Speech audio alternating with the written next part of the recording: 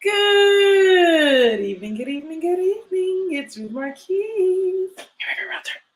Welcome to the Ruth and Relationship Show. I am your host, Ruth Marquise, aka your favorite realtor, aka your favorite credit specialist, aka your love negotiator. I help men and women relate, get into quality relationships that lead to quality families, that lead quality communities, that build quality communities, that leave quality legacies. Let's build. Okay. Today's topic, the power of a black man. Okay? The power of a black man. So, I am basically going to give you guys a personal journey update, um, to the best that I can. And I am going to review an old episode. So we're going to do the growth series. And in the growth series, we're going to look at me back when I first started the show and see if I still think the same things, what I've learned and how I've grown. And I'm telling you, it's going to be good. So stay tuned. Make sure you share this video with somebody who you care about. And you like, girl, or you like, bruh, I really want you to get somebody. I really want you to be coupled up. You know, if you got a family member, okay, that needs, you know what, this is important. This is something you need to do. You need to go on this journey like Ruth went on this journey. Okay, so that's that. Hold a second. I can't say nothing. I can't say nothing.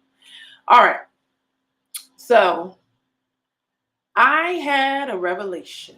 Oh, yes, I had a revelation. Where we at? Got that up? Okay. So shout out to the black men that are standing up to the powers that be, um, and speaking out on injustice, that are speaking out on things that are not fair, that are not right. The strings, the invisible strings that hold us back. Shout out to the men for stepping up because I don't see a lot of women stepping up. We're waiting on the men. Okay, so at the end of the day, all the independent women, yes, shout out.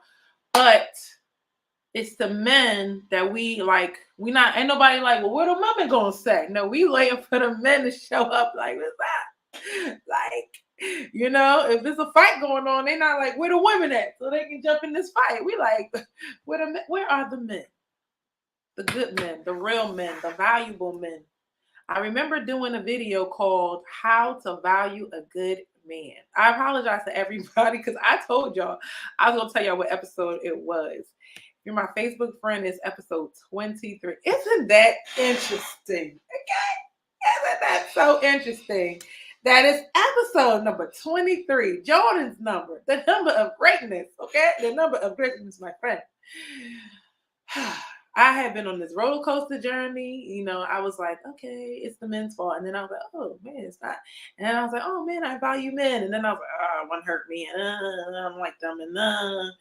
And then I was just like, my baseline, though, has been like this. Like, I still respect them. I still honor them. And I still think they're valuable partners. Okay. So a lot of times, I got a lot to say today.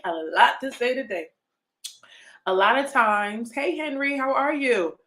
Um, I've been learning a lot about how we are manipulated in the media, how we are manipulated as a society in general, how some things we don't even know. It seems like a good deal, but they kill us off slowly. Some things that make us complacent. Hey, Keisha. Some things that make us feel like comfortable and they're like quietly destroying us. So I realized that our ideology of a man, right? We are comparing a black man to his counterparts and say, why don't you measure up to this standard? First of all, a European American standard that money is how you judge people's character. I was just thinking about that. I said Ruth. I call myself Ratchet Ruth and the Rich Ruth, right? So it depends on the day. Like, wait, what did we settle this week? Like, where we at, right? So Rich Ruth is like, spending. She don't do that no more. She was just spending. She would be right, like she just boop, boop, boop, boop, paying this, paying that, you know, spending a lot of money. And then Ratchet Ruth got to be like, okay, guys, let's we on a budget, we figuring it out, right? That's the struggle version of yourself, right? And I was like, well, Rich Ruth is still Ruth. Ratchet Ruth is still Ruth. I'm still the same whether I have the money in the bank or not. I'm still valuable. See, money doesn't make me, I make the money. Remember to say that clothes don't make the man make the clothes? When did we get so backwards to say, like, if you don't have any money, you have no value? This is why y'all are losing, okay? Women, listen. I'm going to talk the way I talk. I can't filter it no more. I'm either going to do the show and be honest 100% and be myself, or I'm just not going to do it at all, okay? That's why we are losing as women, because we want to put this standard of money makes you valuable and nothing else. And if you don't have money, and if you don't have this, and you don't have this material thing, and if you don't have that material thing, then you are no value to me. This is where you get it wrong, because you're not basing it on character. So now you're picking a man, high value man, with stuff. These guys have completely let me down on this journey.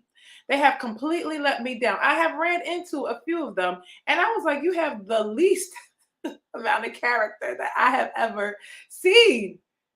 The least amount of character. Some of these guys, not all of them, but I just was like, you don't cut it. You're not it.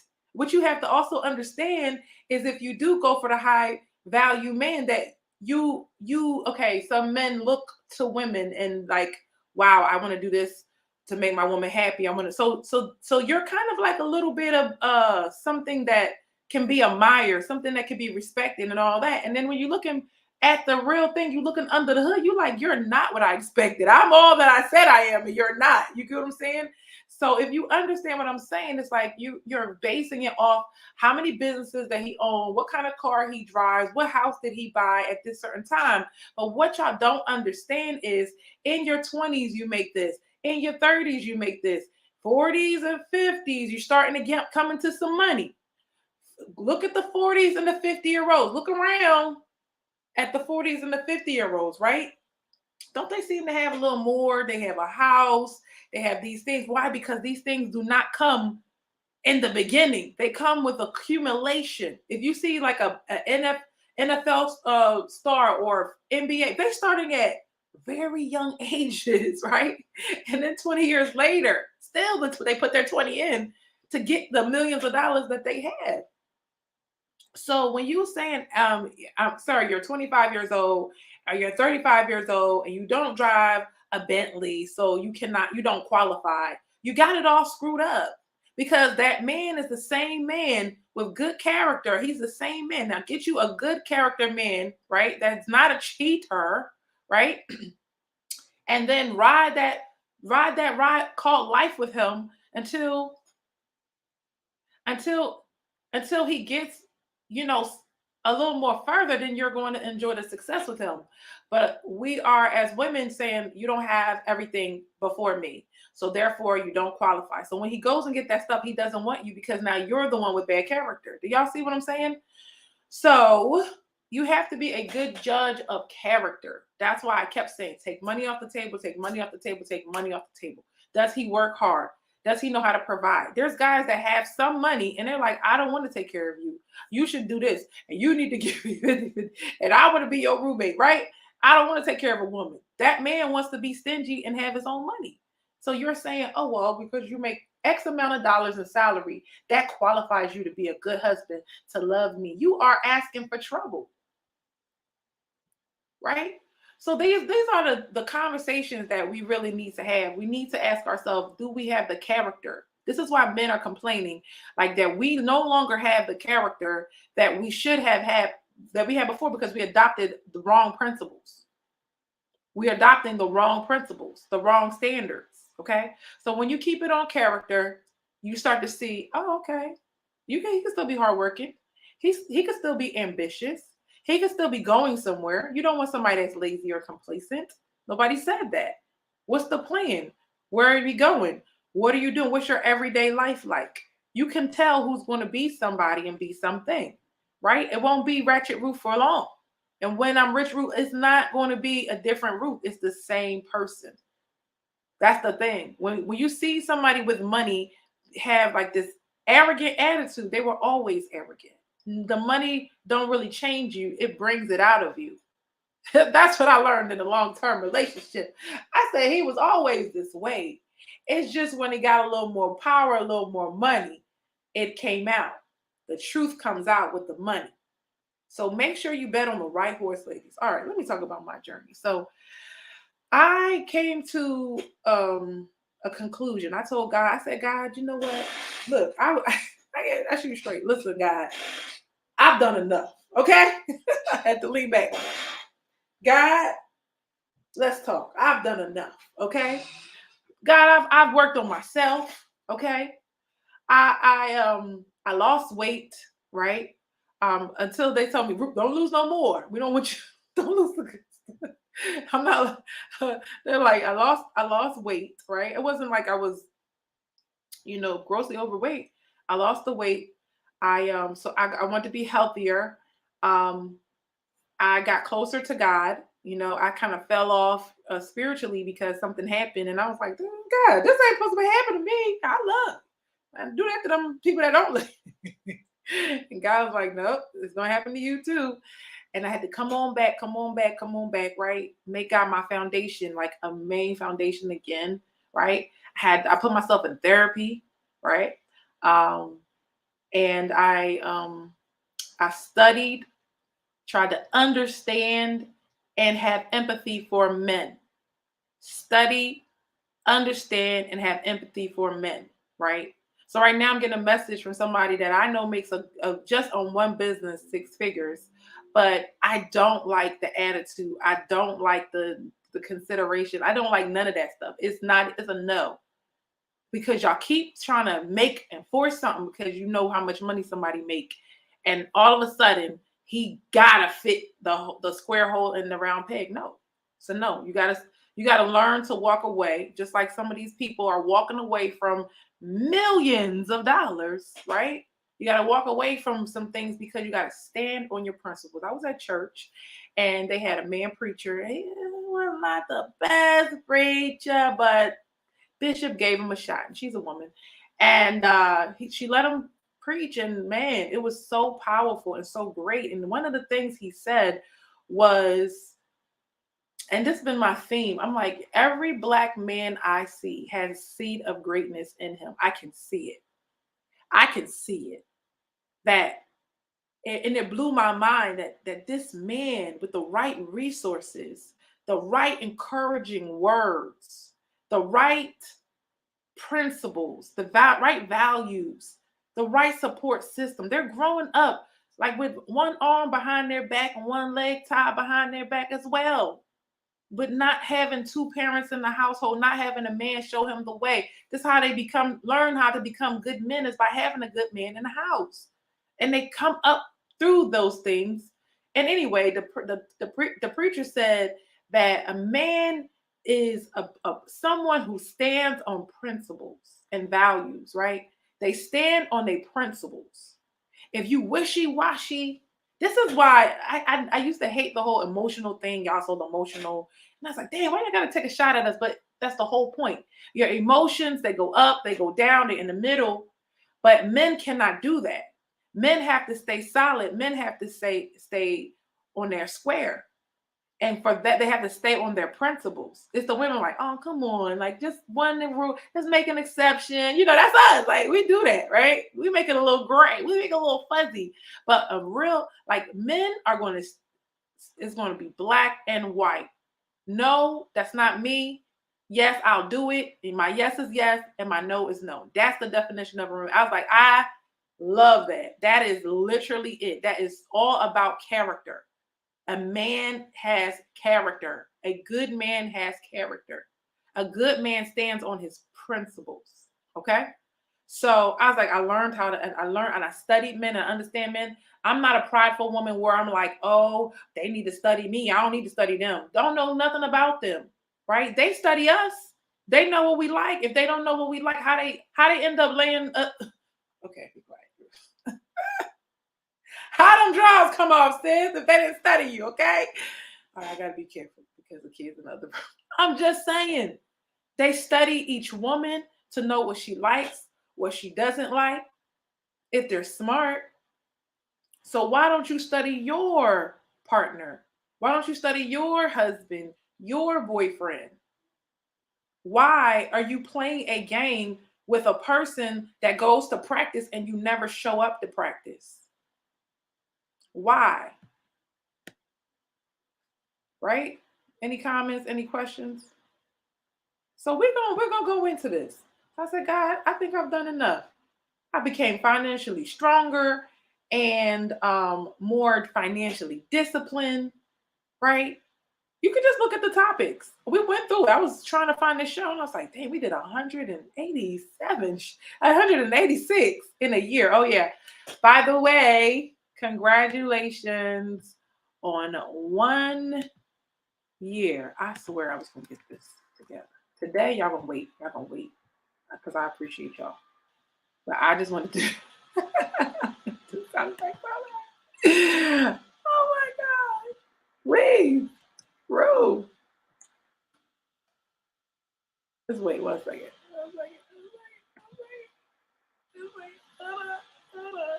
Because once I get this habit, I'm good to go.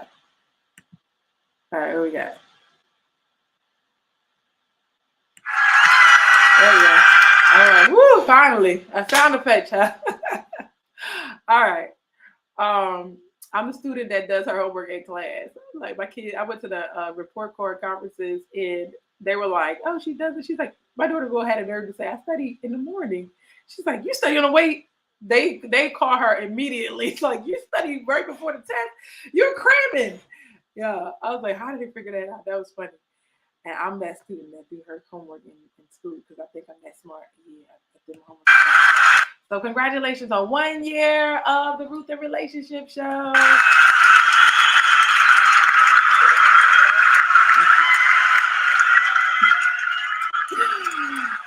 Okay, finally a sound effect, y'all. Okay, I used to have them, but it wasn't working that little machine I got. All right.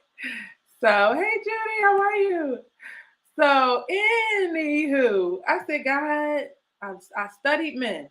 Okay, I didn't when I first started this. It was not. It was. I was just trying to figure out what the problem was. What the problem is? What movie was that? Eddie Murphy. What the problem is?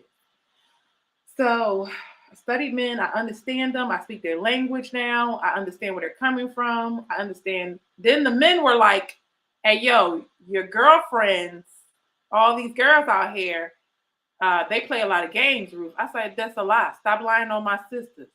Stop lying on my sisters." And then I started looking up what they were talking about, and I was like, "This the emoji." I was like, that's not say it ain't so, friend. Say it ain't so." And then out of the woodworks, all these good men kept coming up and saying, this is what this girl did to me. That's what that girl did to me. Like, men do not talk about what they are going through in relationships. We put everything out there, talk about it, red table talk it out. But men keep it to themselves how they're done wrong. Matter of fact, she says, hi, Ruth, I'm doing good. Hey, Dennis, how are you? How's the family? Tell everybody I said hi. So men are keeping it to themselves. So they when they finally start talking, I was like, your girl's listening. She is listening. That's one thing about me. Once the light comes on and I see what's going on now, I'm like in history. I'm learning my history because I skipped that so I can go to hair school. Hello. Because I was like, y'all gonna lie to me anyway. So I'm not going. I said I'll learn it later. Today's later, okay? And I will learn what I need to learn and do what I need to do to be that good student. So why, if I want something, why would I not learn it? I know a lot about real estate. I'm still learning. Why would you want to be in a relationship? You don't know anything about relationships. You don't know how to communicate. You want to read a book on communication. See, I'm not here to turn my nose up. I'm here to show you the work I've been doing. Have you started your relationship journey? Not, I want to go date. No, I want to be prepared to date, because I was looking and I was thinking, I was like, I kept saying, Esther did 6 months of preparation for marriage. Then she did another 6 months. So that's a year. And I was like, oh gosh, I can't do no year, God. But look what happened. It's already been a year. Didn't y'all hear me? Didn't you hear the crowd? Didn't y'all hear that? It's been a year, right? It just hit me today that I've been preparing. So I'm just like, I'm ready, God. Like, what's up? What's going on? Then I was like, God, I built a personal and social life outside of my love life. Oh my gosh, Ruth. Oh my gosh. See y'all trying to sneak a peek under my dress. Excuse me. Hey, Fritz. So I had to build my own life. So I wouldn't be like, oh, okay, don't have any kind of life and all about your man, and he's your whole life. And if he got a game that he want to watch, or he want to go out with his friends, or he has to work, your whole life crashes. No, man, we were not doing that. So we learn how to have our own life, let him work. We got to show and let him work, right? So I'm seeing these little clues. I'm like, girl, you're doing all of this stuff. All of this stuff. You're putting into practice. Go ahead, girl. I had to rebuild my self-confidence after breakups. I had to rebuild my self-confidence throughout this year. Fritz says true. Yes, we do have to have our own life. We do have to have our own happiness. It makes our times that you talk to your partner more exciting, okay? Because you have something to talk about. A lot of times we don't have anything to talk about. We want that man to text us all the time, call us all the time, and then have a whole enlightening conversation. But what did you do? How was your day? What fascinating thing did you do today? What did you learn today? Right? If you're not growing, you're not gonna have anything to talk about, and then you're gonna be boring. And then y'all just sit there and get on the clock, get on the relationship clock, and say, okay, it's been a year, it's been a year and a half, it's been 2 years, it's been 3 years, where's my ring? That's how y'all do. But you haven't been growing. You haven't been growing. And guess what? No, ain't no man, no fool around here. They're already taking the risk. So they're like, you just don't get. I'm teaching them like, baby, you don't just get an A for showing up. You got to do the work. That's what the conversation I had in front of the teacher with my child today. So you don't just get an A. An A is something that we know you worked hard for. If you don't work that hard, you probably could slide with a B. You can get an 82 easily. You just show up, you do kind of halfway, be inconsistent, all that. You still could probably get it, pull out a B. But an A, it means you did all the work. It means you were consistent. It means you were on the ball. God, I'm ready. I've been doing the work. I had to rebuild my confidence because I was just like, is it true? Like, am I not going to be qualified for love because I got married and I had children? So I'm not ever supposed to be in love. Like this was if I listen to the internet guys, they tell me that I have no chance in hell. And I got to give it away for free. Put a discount on it. The devil is a lie. Okay. I learned how to build up my value and to understand my real worth and my real price. And it's priceless. Okay. It's not a fake priceless either. A lot of women, like what we do is like, oh man, I am better than everybody else. But the actions don't prove that. But if my actions and my words align, if I'm always concerned with what do you like to do? What do you think? Where do you think we should go? Or how do you feel about the matter? And how was your day? If I'm in every conversation, it's a tennis match. You serve and I hit it back. I don't know tennis. I don't know. Don't you do that? I don't know tennis. I know serving and hit the ball back. That's it. Like love. That's it. But if it's not that two-way, why would they want to move forward with somebody that's not two-way? That's when you start getting in the I'll just sleep with you category. All right. So I shut all that down. I'm not for sale. I'm not on discount. I built my self-worth and my value again. I understand what I'm offering. And if you can't afford it, it's okay. It's not a money thing. It's not a money thing. It's a commitment thing. If you can't afford the commitment, ooh, she said a word, ooh. If you can't afford the commitment and the dedication, then this is not for you. If you can't afford the focus, if you can't afford to leave an old life behind and be a mature man and build a world with me, then you don't have the money, the emotional money it takes, right? I'm not being cocky, guys. I'm saying what it takes to build your self-confidence and know your value. Men are dying for us to take our power back, to take our confidence back, to know who we are. They want that for us. Because if nobody has confidence, if nobody has value, if everybody is a 304, y'all know what that is, right? And if everybody's an O, then they have no one to marry and they want to get married. And I learned that stop believing the lie. Stop believing that men just want to marry outside of their race. You know how valuable that they think we are? The statistics say over 80% of men with money marry a black woman. Over 80% of black men, high value black men, marry a black woman. Stop worrying about that 17%. Stop worrying about that 15% that don't. You're taking the minority and blowing it out of proportion. So when you know that, you can walk around with confidence and say, "Oh, but he loved my braids. He loved my big hair. Like he loved certain things." Now they don't like them big old spider lashes. We went through that. We talked about that. They don't like this right here. They don't. Hello. You just never know what the girl's gonna do. Hey, how you doing? They don't want that. They don't want that. I understand.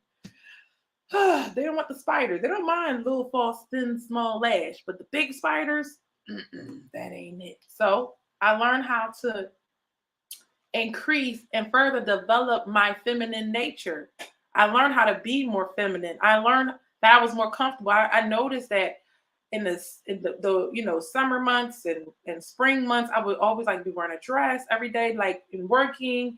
And then when winter hit, I was wearing pants, I was wearing whatever, and then I got depressed. I got sad. I felt like I fell flat, right?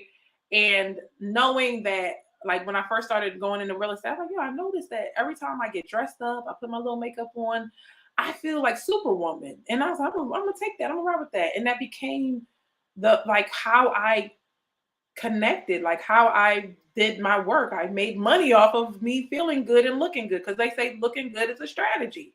Feeling good is a strategy, right? I'm still working I'm still a work in progress when it comes to the environment, keeping the household a certain way. I'm still working on that, doing this tweak and that tweak and this thing, and running the household the way I want it to run.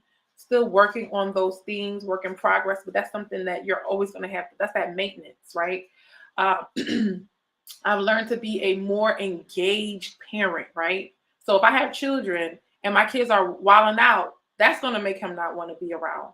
But if my kids are doing well, one of my daughters started her business and she's making money.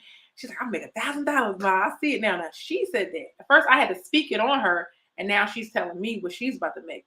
It's no, oh, you can't do this and you can't do that. I told her how to slide, like how to get around them teachers. Her teacher's like, you need to clean. So she said, I see that candy. She said, you need to clean that mess up. I said, what you gonna do? You gonna clean that mess up for that lady shut you down your operation. That's what you gonna do.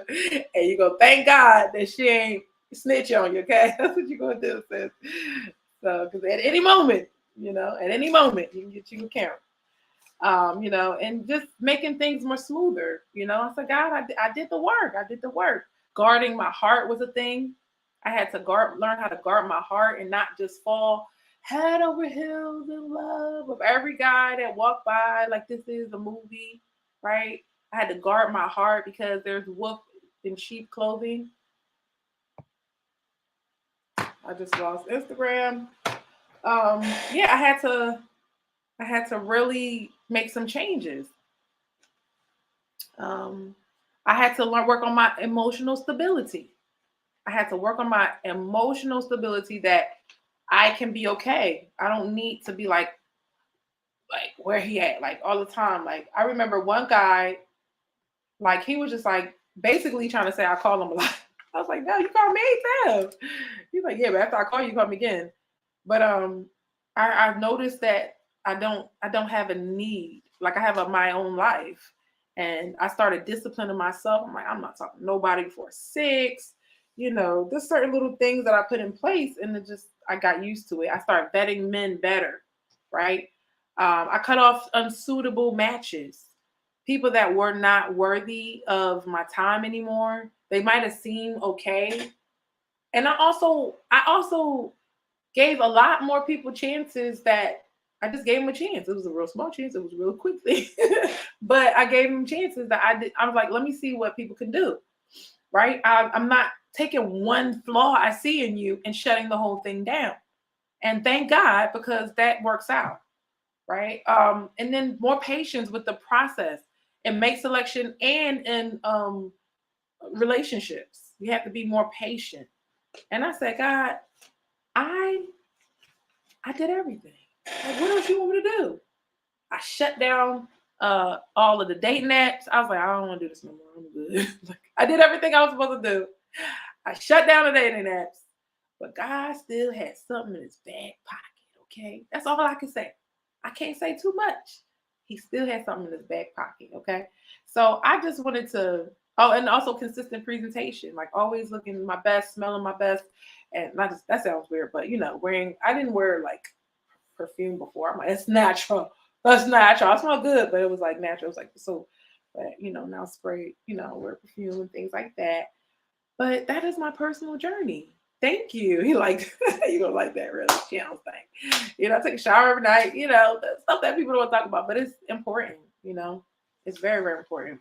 So these are the things that I did. That's just a lot of work.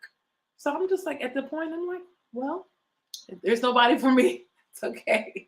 And God was like, He did the year preparation, sis. That's all I can say. I can't say no more because I'm also working on privacy. I'm working on not having everybody in my business. Yes, you could have seen my dating journey because I had nobody to be accountable to. So if I have somebody to be accountable to now, I don't want to have to explain, oh, I kind of said something weird today. I don't want to do that. And they don't know nothing about what I got going on with the relationship. So that's good.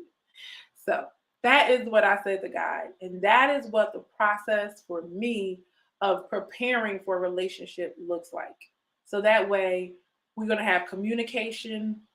I'm a really good communicator, by the way. So I don't get upset. I don't start yelling. I just talk it out. Like, even if it's like crazy, and I'm like, I remember somebody telling me some stuff and I was burning on the inside. I said, bro, this is a deal breaker. You just dropped this on me like this. After you dropped something on me last week, I remember being so upset and I was like, hold it together. Don't show that much emotion. And what if you just let it go? And that's how I knew I was like emotionally mature. And see, what I realized is that they can be very mature. Matter of fact, I really admire men. I do. I don't want to be like them anymore. See, I was more envious before. I was like, it's not right. Y'all have power. Y'all can do this. Y'all can do that. Now I'm more admiring the goodness in them and their greatness. Okay. And so I was just like, I don't like how do you control yourself when you find the person that you're sitting across from very attractive? And I'm like, I know this happens, but I don't really be like excited or whatever. I'm like, but what do you do when you are excited? I'm just like, stop, don't look like. I'm just like, how do y'all control this? I was like, man, yo, I just be like, hat off to y'all because they'll stare at you, but that's about it. They don't get all emotional and all crazy and all that and laugh a lot. And I giggle, I blush, I do everything. They're like, what is wrong with her? I said, fine. I'm just telling you. Oh my God. Woo! All right. So with that being said, that's what I had to say. Like the growth. I am happy for the year of growth in this area. And also I would like to, I'm your favorite realtor, right? Okay. I would like to talk about that. So with Ruth and real estate, I can't wait to see what's going to happen in that year of more growth in real estate. More people deciding to get off the fence and getting into real estate and start investing and start taking advantage of what's happening in the economy, because it could be bad for some, it could be good for those who are enlightened and who know what to do and have the help to help them, right? So, but I am really, really excited as well. And we had a fun show. Go watch that episode. I think it was episode 7, or no, we're on episode 8 this week. The 8th episode, we go in and we look at property and we look at how much the rent would be and how much of the mortgage would be. And that was really cool. And I love doing that. So that was something that was like on the spot, like, oh, okay, let's do that. But Ruth in the bag.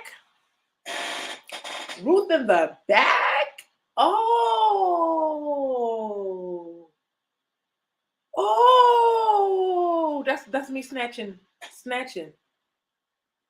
what God has for me. That's me snatching. I was like, if you did all this in a relationship, imagine what's going to be like a year from now with Ruth in the bag. I mean, it's only been 8 episodes and my whole situation has changed. So imagine another 8 and another 8. And it's just going to continue to grow. So anyway, join me on that journey. But now I want to really react to my video. So check it out now. For show bubble. Check it out now. All right, so I'm going to share this video with you. And we're going to see if I still think the same about this. This one is how to value a good man. How to value a good man. Let me go get my charger, guys. I'll be right back. And by the way, I miss y'all so much. So much. If you're my Facebook friend, you can see this. Actually, my Facebook page is public, so you can check it out there. Let me go get the charger.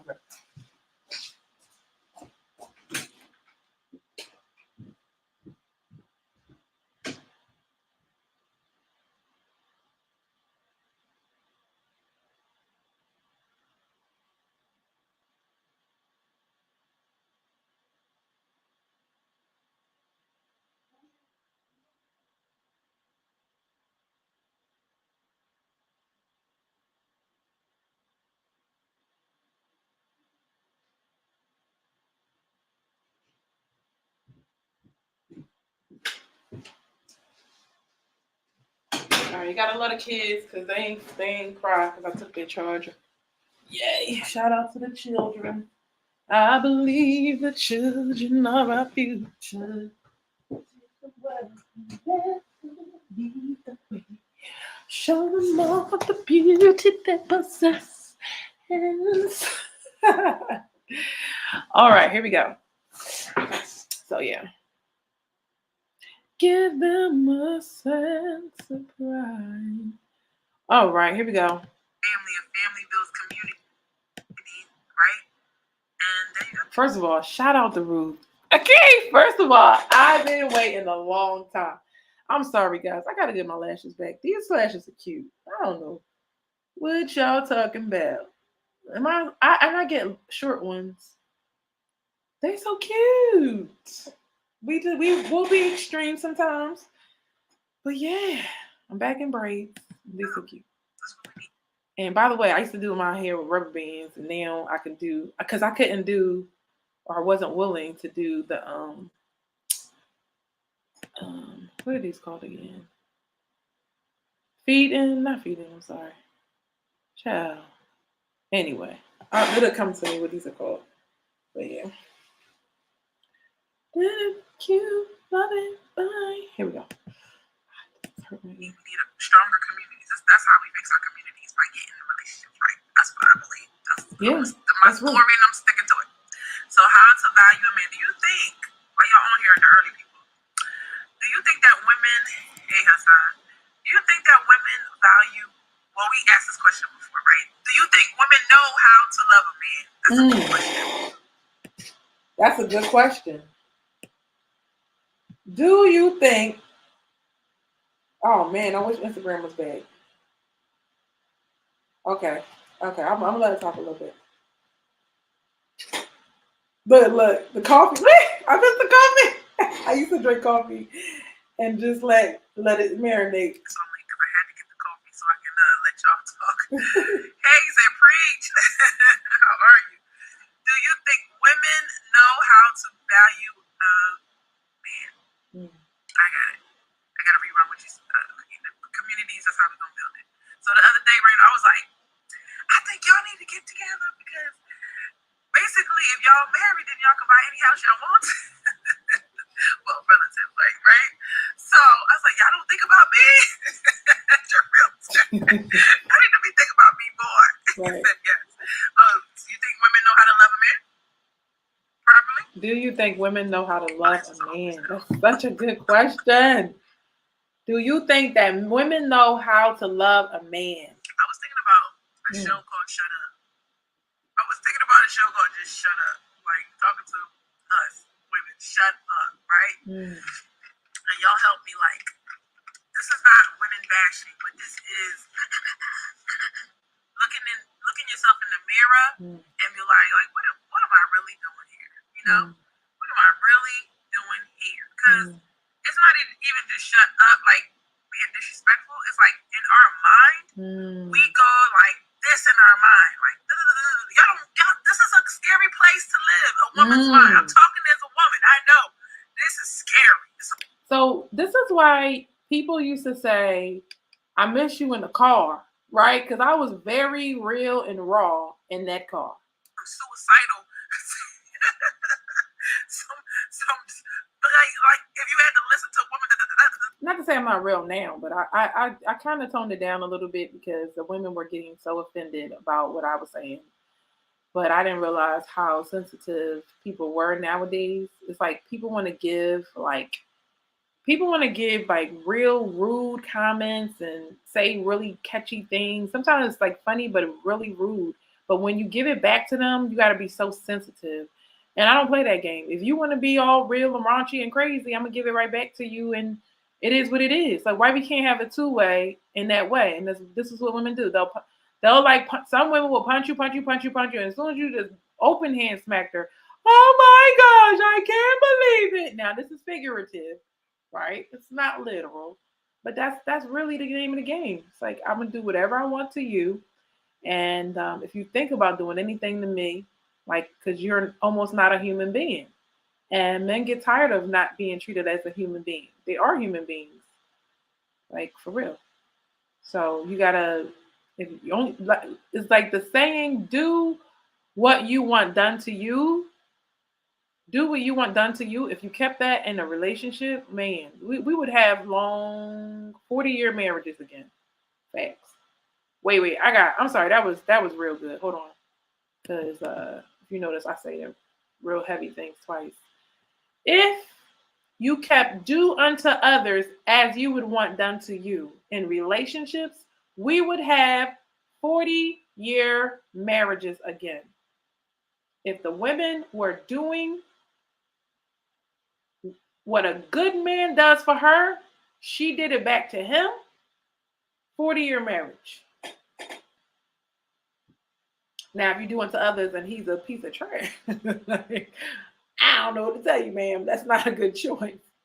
But do unto others, right, as you would want them to do to you. If you do that in relationships, you will win and you will have a long, long relationship. All right? Let's get back to the video. I'm reacting to my old relationship videos because today is Thursday, relationship day.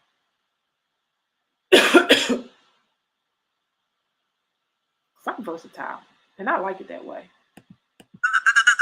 like, nah, make it stop. That's how our brain works. Can we get some sympathy? Can we get some likes and hearts and care emojis? This is why they say we crazy. Okay, feel bad for us, men. Please do. That's how our brain works. So whatever you're thinking about, that's what you talk about. I just figured it out. That's what you talk about. So that's why you get all this, and it's just like men just feel like when we're talking that we don't appreciate them, and that's not really it. It's just we have so much on our hearts and minds, and we worried, and y'all not the biggest fan. You ain't got to worry about me. I got you, girl. You like you been staring your toes. If you're real honest, if you're real honest, you know you just be letting her have a question mark so she can act right, right? I think women know how to love men. It's just the distractions from the world, right?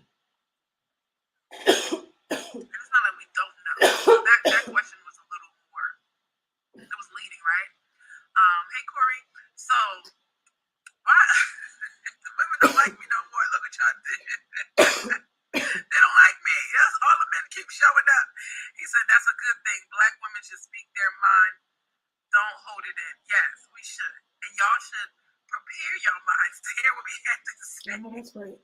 It's not good. That's why I had to tell one of my exes, I said, he said, how you doing? Says, I'm doing great. How about you? I had to say, listen, because I'm not a talker. I'm not like, we having a problem. Let's talk, right? If it's, you know, a woman said we need to talk, it's not good, right? It's not. It's like we need to talk. But I'm not going to talk about it. I will hold it in.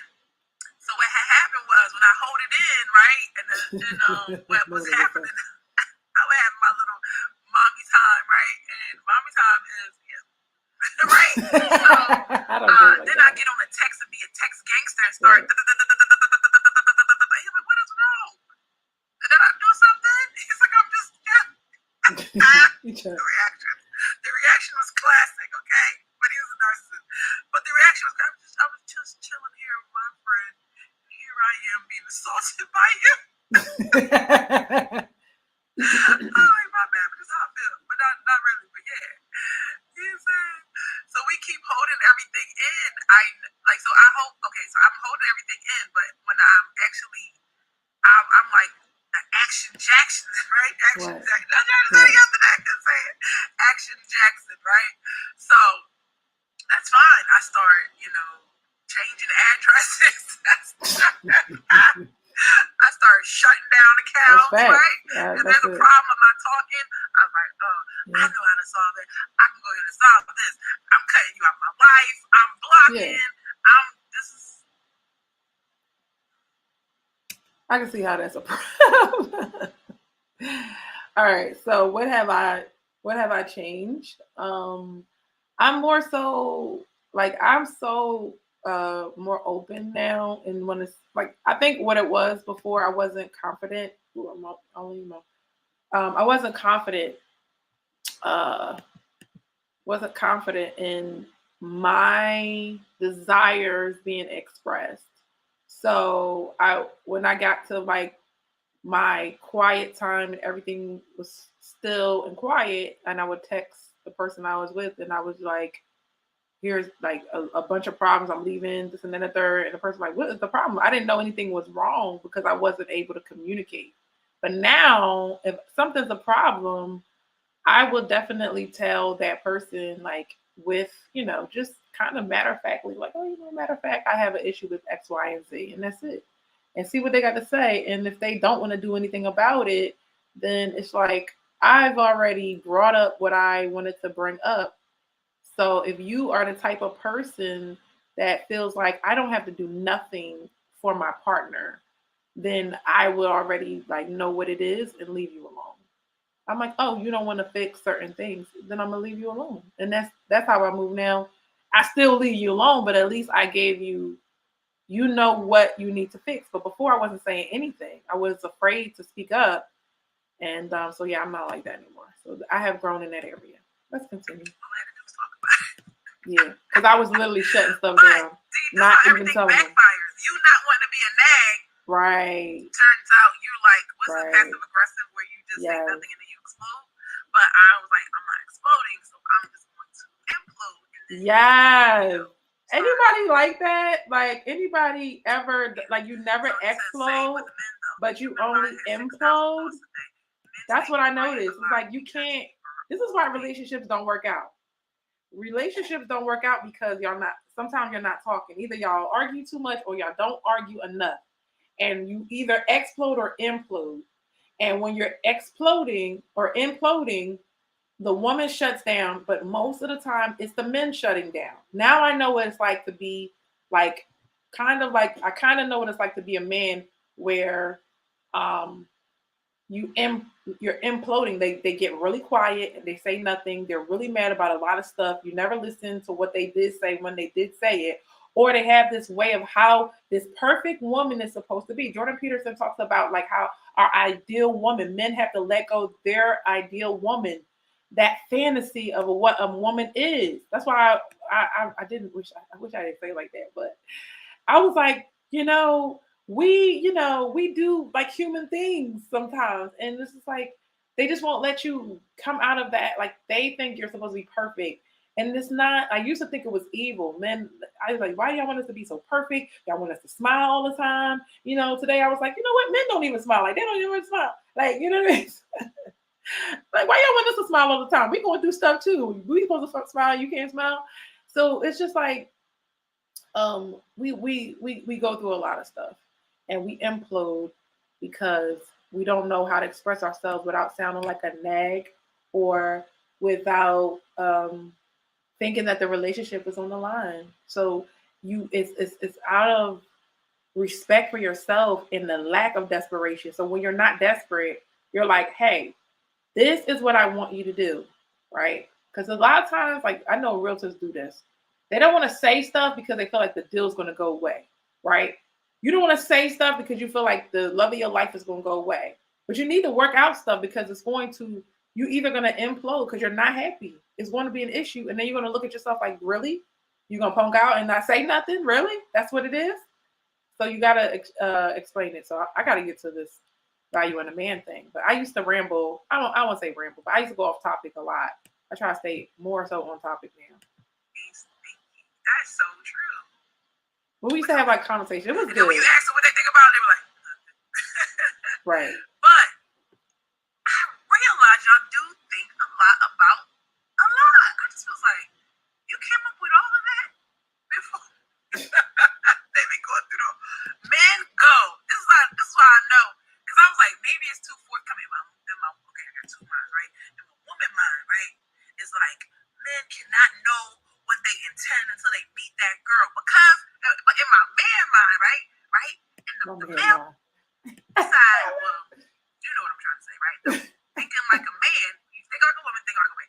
Okay, but thinking like a man side is like y'all have been through the whole scenario before y'all even get to approach her. I think I want to do this with her, that with her, that with her, that with her. It could be for sex, it could be for her relationship, it could be for marriage, it could be for babies, whatever. Right? You have a plan for her because y'all thinking, right? So that's so true. That goes well with that. He says that's nothing. That's nothing. Men be trying to avoid an argument.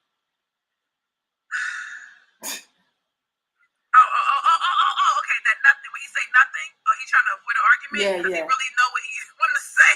Yeah. We'll get to it, y'all. So this is where my first point comes in. Number one thing women have to do is understand. Did you see what? Did you see that?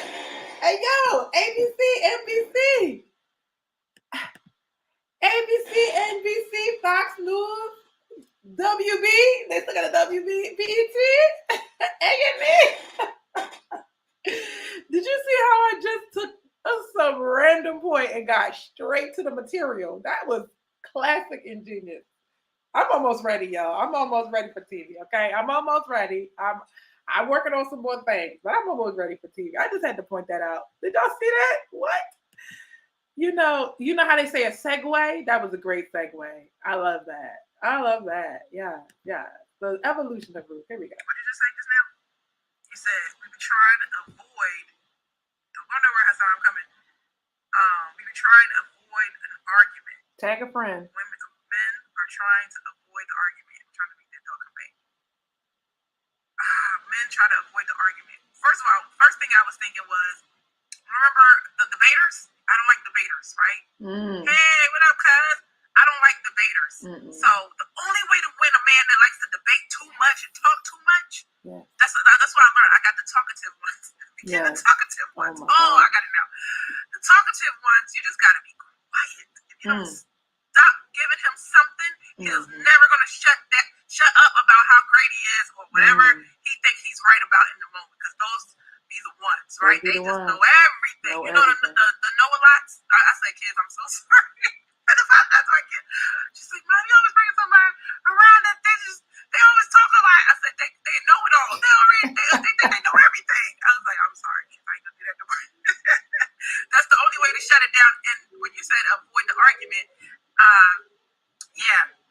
to avoid the argument, y'all don't get into arguments. I learned that one. So that's why I try to avoid arguments by not even going into it. We're not going to start. We're not going to skirt around it. Like, why? You're not going to, my bad.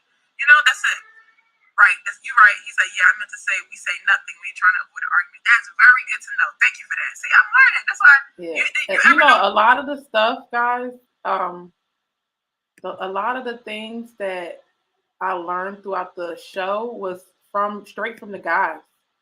You know, they were like schooling me about how men were, like what they think and all of that. So it was really helpful that the men were like telling me the person that's interviewing really like. The guests, they be getting all the knowledge. They get all the tea. They get all.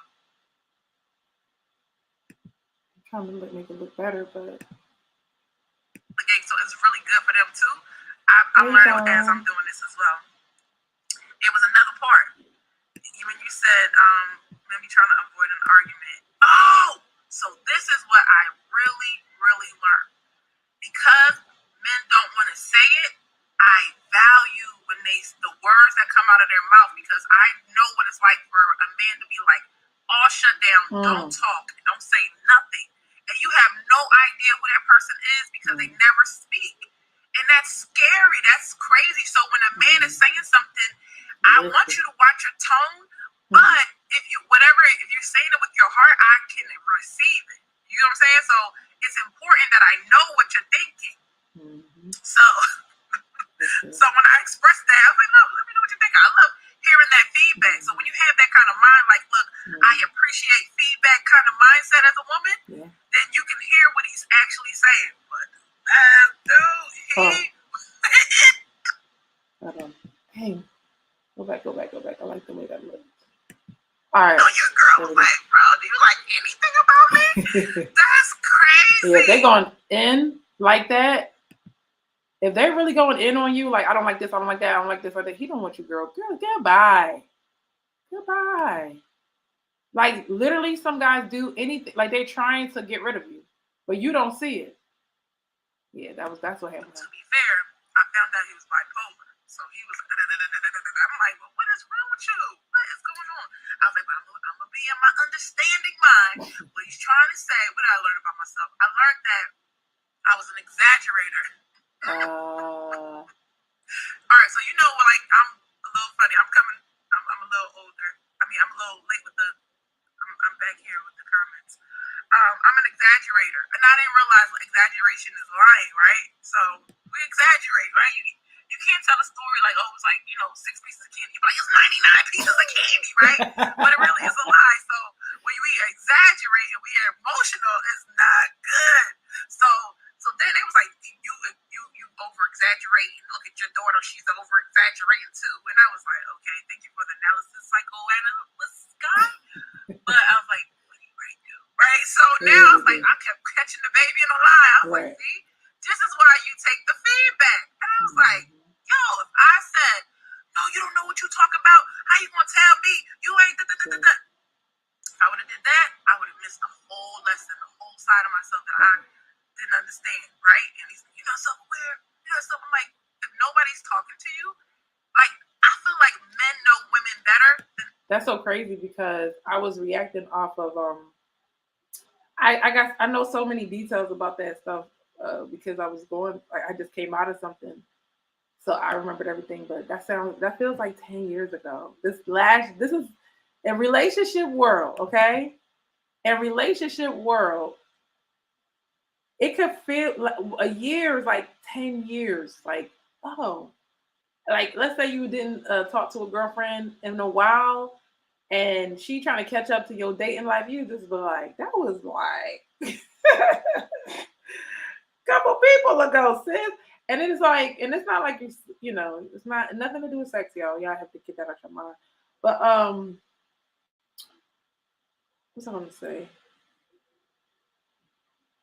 Oh, for the people that they be like, oh, you move fast. You were just in a relationship. You move fast. You move it. I'm like, at the end of the day, like, you know what was real and what was not real. When you wake up and you realize something was not it, then it doesn't take as long for you to get over it. Especially in my position where I had to get over like a whole marriage. You know what I mean? So I got my process down at this point. It's like, oh, okay. And you give it like if you're only talking to somebody for a couple months, it's only going to take a couple months to get over them. You know what I mean? Or to let it go, to forgive, to cleanse, to get back in a positive place. But I'm telling you, you can get low and think poorly of the opposite sex when somebody does you wrong or lets you down or is just not working out for you. You can lose hope. Okay. Yeah, that's true. You can lose hope. They're friends still. You get to live with them. You get to talk to them. You get to see how they are in all kinds of situations. But I get another side of women when I'm selling them real estate. It's hard. It's not easy. I'm trying to tell you, it's not hard. So sometimes I just feel like, let me hurry up and just text her because I know she's not gonna be happy about that. So you know what I mean? So let me tell you. This happened to me today. This happened to me today, right? And I wasn't exactly like I was trying to like calm myself down and deal with my client or whatever, but she was getting anxious about something. And when you open your mind and like, you know what, this person might be going through something, let me talk positively because I was gonna say something smart. And I was like, when she explained to me what's going on with her, I was like, oh, this makes perfect sense. I know exactly how to get you calm and how the information I can give you will help you to know that we're almost at the end. We're almost at the finish line. And you just gotta hold on a little bit more because what some of the women do is they'll go crazy, like, oh, I gotta leave, I gotta this, they start sabotaging the plan because they think it's gonna take too long. You know what I mean? So yeah, it's a lot. It's difficult to deal with a woman, but it's like I also know how exactly to deal with them once I know what the problem is. You know what I mean? So it's like just have to have a lot of compassion and understanding. And that's another good note for men because they have the patience to deal with us. They have the patience to calm us down. They have the patience to hear us out and see what is wrong and give us a solution for the problem that they think we're having. And that's a blessing because some women are not patient enough to be your friend. They're not gonna listen to you. They're not your therapist. They're not gonna hear you out. You know, I was with my therapist. They were trying to rush me to death, like, because this next client was coming up. Like, nobody's ever gonna be your everything, right? But the men are taking the patience and the time to listen to their woman so they can help her with her problems. That's the blessing of having a good man with you. That's the blessing. One of them. But y'all wanna throw them away because they don't make a dollar. You gotta be on your just that like all the time. And I was like, is that? Do I do that? Do I like let my expectation of how something's supposed to go? And if you don't do it, then I'm upset with you or I'm disappointed. I'm like, oh, that's hard to live with. Man, I just clap for y'all. All right, so that nothing. But go back and do it again. Just that. So sometimes I just feel like, let me hurry up and just text her because I know she's not gonna be happy about that. So you know what I mean. So it's not easy. You gotta be on your just that like all the time. And I was like, is that? Do I do that? Do I like let my expectation of how something's supposed to go, and if you don't do it, then I'm upset with you, or I'm disappointed? I'm like, oh, that's hard to live with. Man, I just clap for y'all. All right, so that nothing, but it's all gonna be done in time. It's gonna be done. You trust the process, right? All right, so same with men, the human man. Okay, I got that one. He said a woman's mind is emotion. She's human. Yeah, we are emotional, right? It's a gift and it's a curse sometimes, right? We feel the highest highs and we feel the lowest lows. It's a roller coaster, and it's okay. It makes it all. And you know, right? One of the biggest things. One of the biggest things that I've experienced, I remember not being able to feel. Okay, I don't know if anybody talks about this, but I remember, and I'm sure there's some men and some women that can agree that you get relationship burnout. I'm one of those people. Like I can't even tell you if I had a whole year like being single. Oh gosh. Hold on, y'all. Trying to avoid it. He said silence is golden when you know how. Hold on, y'all.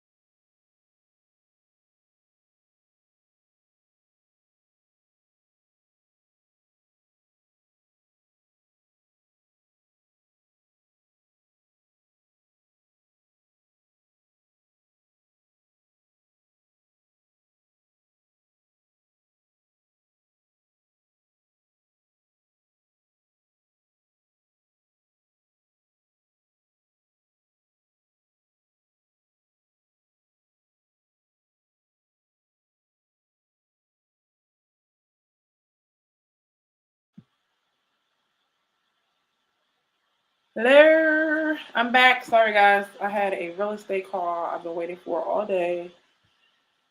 So here we go. We good?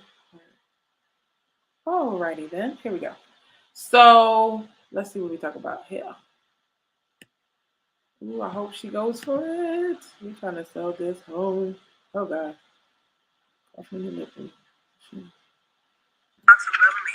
Oh, credit tip for the day. Do not pay collections.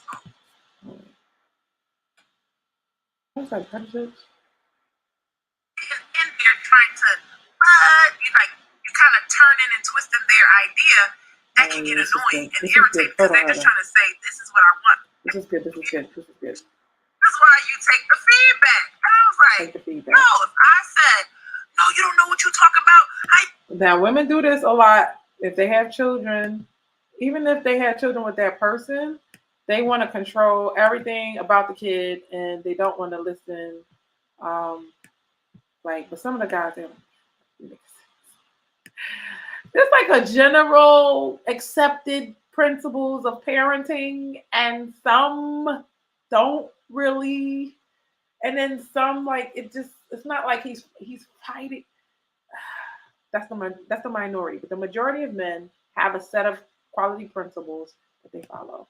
He gonna tell me you ain't and the woman is trying to come up with some other stuff, and the guy's like, that ain't the way it's supposed to go. I would have missed the whole lesson, the whole side of myself that I didn't understand, right? And he's, self-aware, I'm like, if nobody's talking to you, like, I feel like men know women better than their friends do.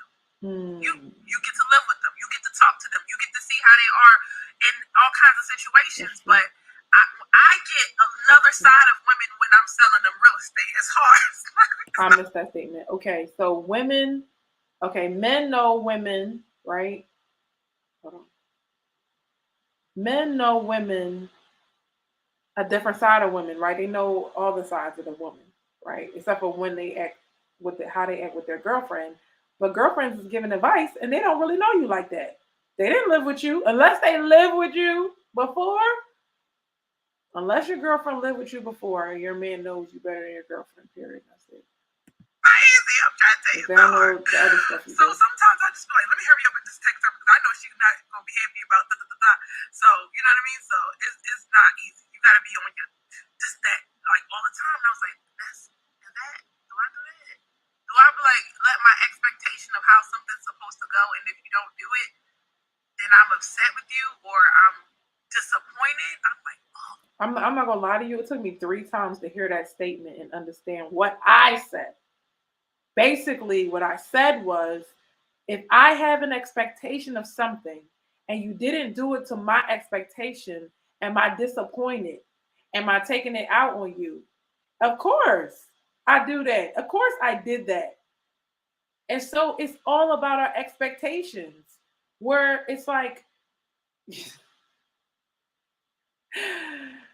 so I used to like not certain things, okay? It wasn't a deal breaker, but it's like if something I heard, I'm like, now that's a new deal breaker. And I'm like, give it a chance, It's not my expectations. I never expected to have to deal with that. But maybe he didn't expect to deal with certain things about me. You have to be giving people grace. Grace is very important in relationships. It's hard to live with, man. I just clap for y'all. All right, so that nothing, but it's all going to be done in time. It's going to be done. You trust the process, right? All right, so same with men, the human man. Okay, I got that one. He said a woman's mind is emotion. She's human. Yeah, we are emotional, right? It's a gift and it's a curse sometimes, right? We feel the highest highs and we feel the lowest lows. That's right. It's a roller coaster, and it's okay. It makes it all fun, right? He said, "Yep, I got the nothing, trying to avoid it." He said, "Silence is golden when you know how to be silent." Oh, that's another good one. That's another good one. So sometimes, all right. So what I realized is sometimes a man wants to talk about his ideas. He don't want no input from you. Not at all. Input is good, but he don't want to hear nothing because he just wants to hear his idea come out. So if you're supposed to be a trusted place, and he can be a good sounding board. But you keep getting in there trying to, you kind of turning and twisting their idea. That can get annoying and irritating because they're just trying to say, this is what I want. You're turning it into something else. And I used to hear that a lot. But when I put my listening ears, my good ears on, right? The ears with earpiece. I started like, oh, that's what you mean. That's true. And I don't like when people do it to me. Even though this women See, is like this. When you learn that when he opens his mouth, right, he doesn't have to share his ideas with anybody. He doesn't. The thing that the man guards the most is his feelings, his emotions, his ideas, his thoughts. So when he starts opening up, you have to be quiet and start listening, because you might learn something about him that you never knew before.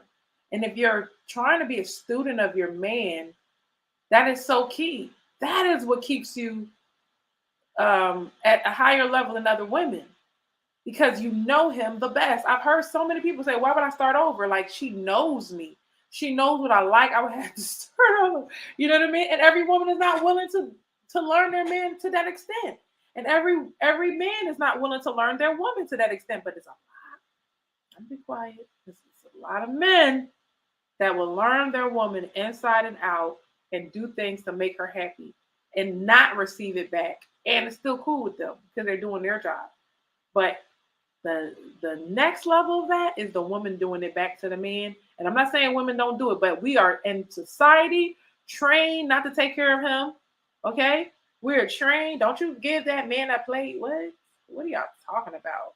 Not give a man a plate. What? I made the food. Why would I give him the plate? That's like you go to the store and they tell you go get it in the kitchen. Can you imagine? Oh my gosh.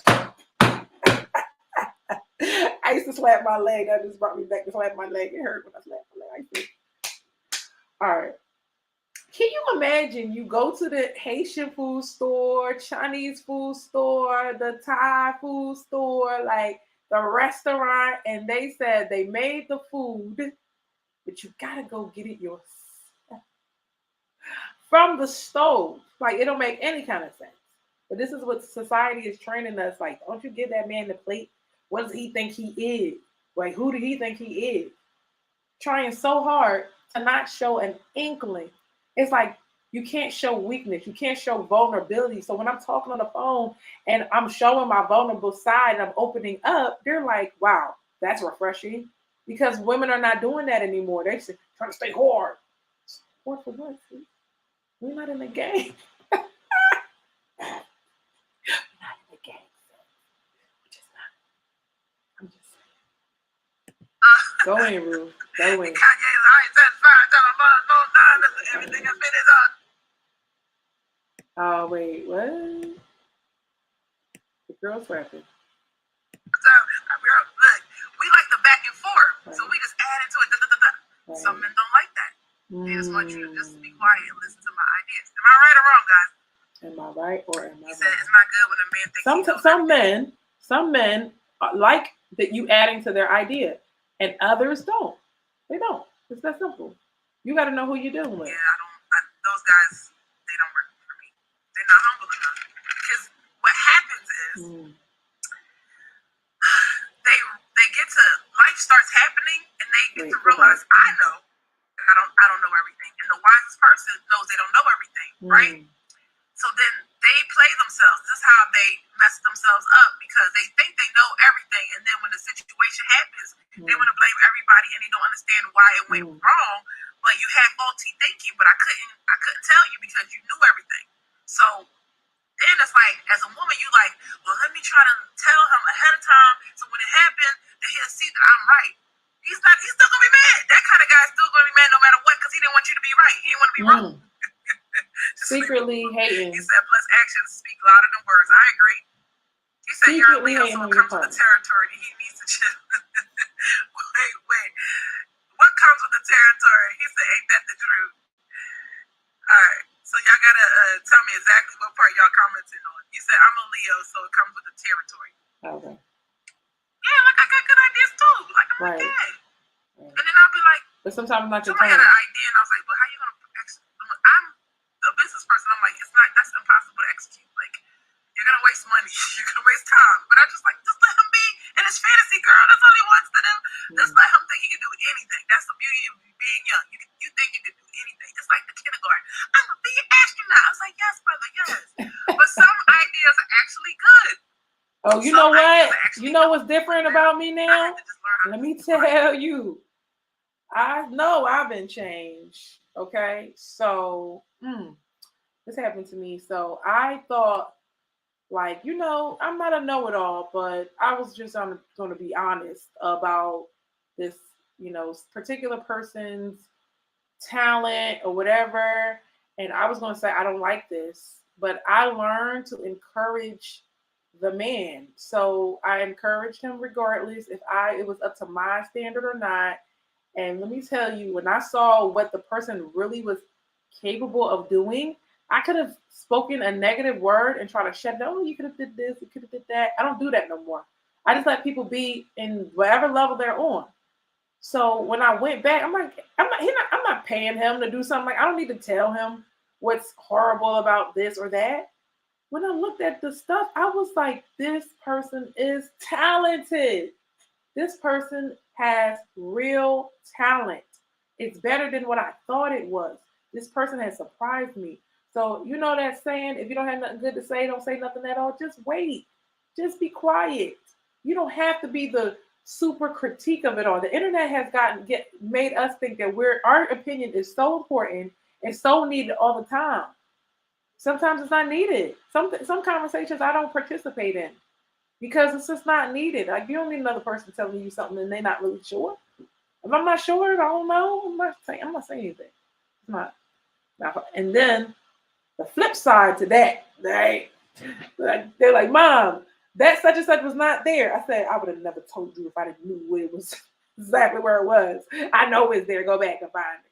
I'm not gonna speak on things. If I know it, I know it. If I say it for a reason. I feel passionately about it. Yeah, that makes sense. Just do your own idea. It's okay. It's just an idea, bro. Just like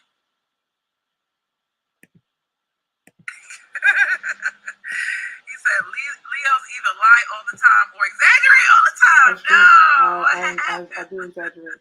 I didn't want to admit it.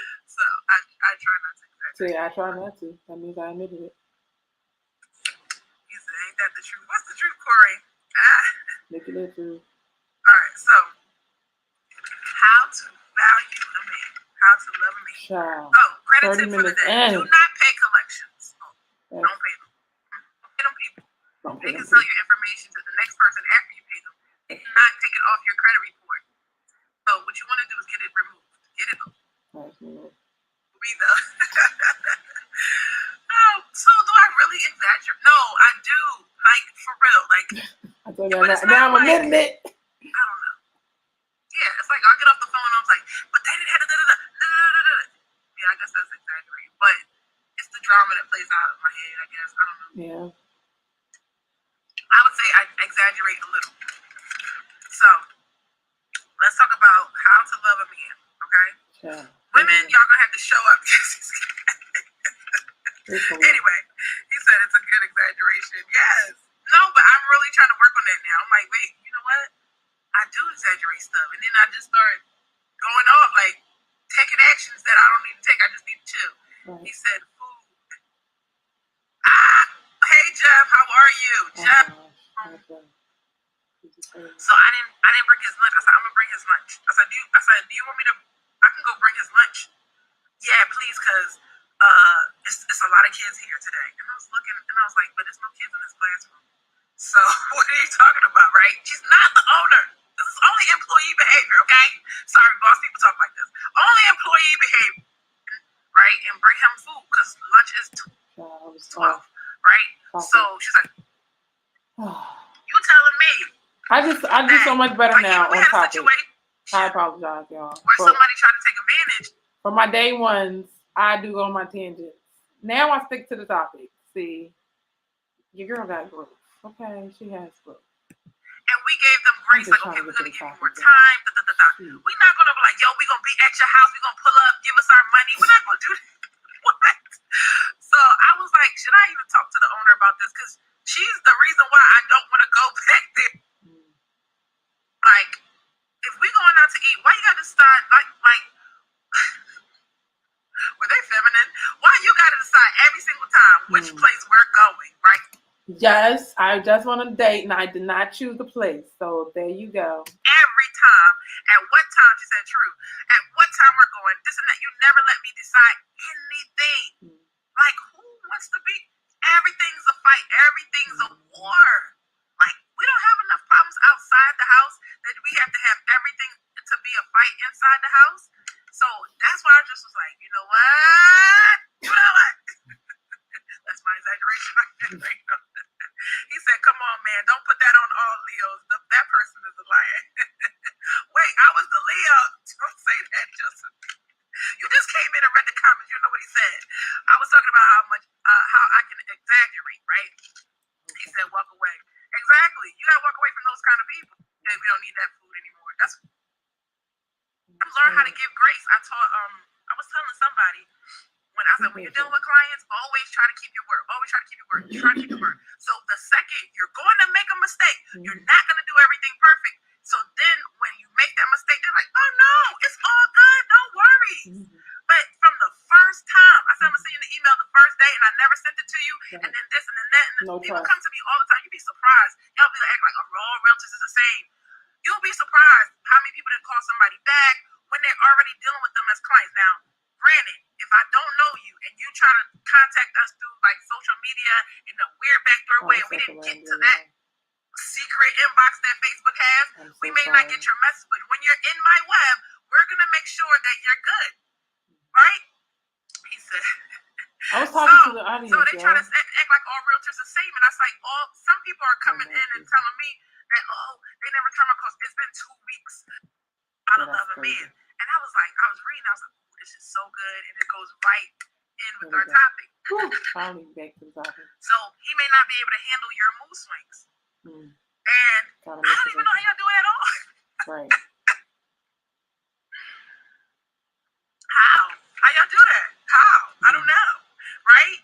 I feel like it was such a burden talking to that girl. Oh my gosh. I was like, at first it was cool. I was like, girl, yeah. But then you always got a problem with a dude. I'm like, then you got 4 dudes. I got to listen to all 4 dudes. Like, come on.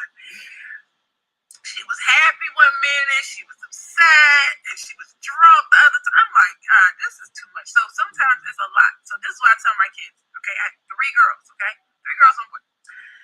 17 is the oldest, 9 is the baby. Okay, that's the out of the girls. So wait. You know why I did this, right? I told these every girls, time I would mention. Let me tell you something, girl. Hold on. Every time I would mention I have 4 kids, I would always get an ages. So the guy was like, It's 3 of y'all. At any given moment, one of y'all got an attitude. Facts. Big facts. Right. That's when I knew. I was like, dang, I grew a lot. Because most of the time it's them with the attitude. Right. I'm telling y'all. I'm only going to have an attitude like if the house not clean, right? But other than that, I'm cool. I'm the one that's like, come, hey guys, you know. He said, as a father of 3, I'm a pro when it comes to the mood swings. Absolutely. Oh my gosh. So I got a full, so Eric, you know exactly what I'm talking about. 3 daughters.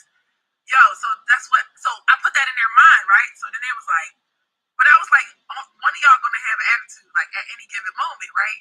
And that's what was happening. You know that they stopped doing that? They stopped having so much like I'm acting up, she's acting up, and we all acting up. Oh my gosh. Number 2, you have to give a man his freedom. I'm sorry. I used to ramble. Y'all agree. I don't know what number 1 was. I'm not trying to find it. Stay on topic, rude. This is why the show is so much better now, because this is communication is something else. It's not easy. You don't just get up and talk. You got to make sense.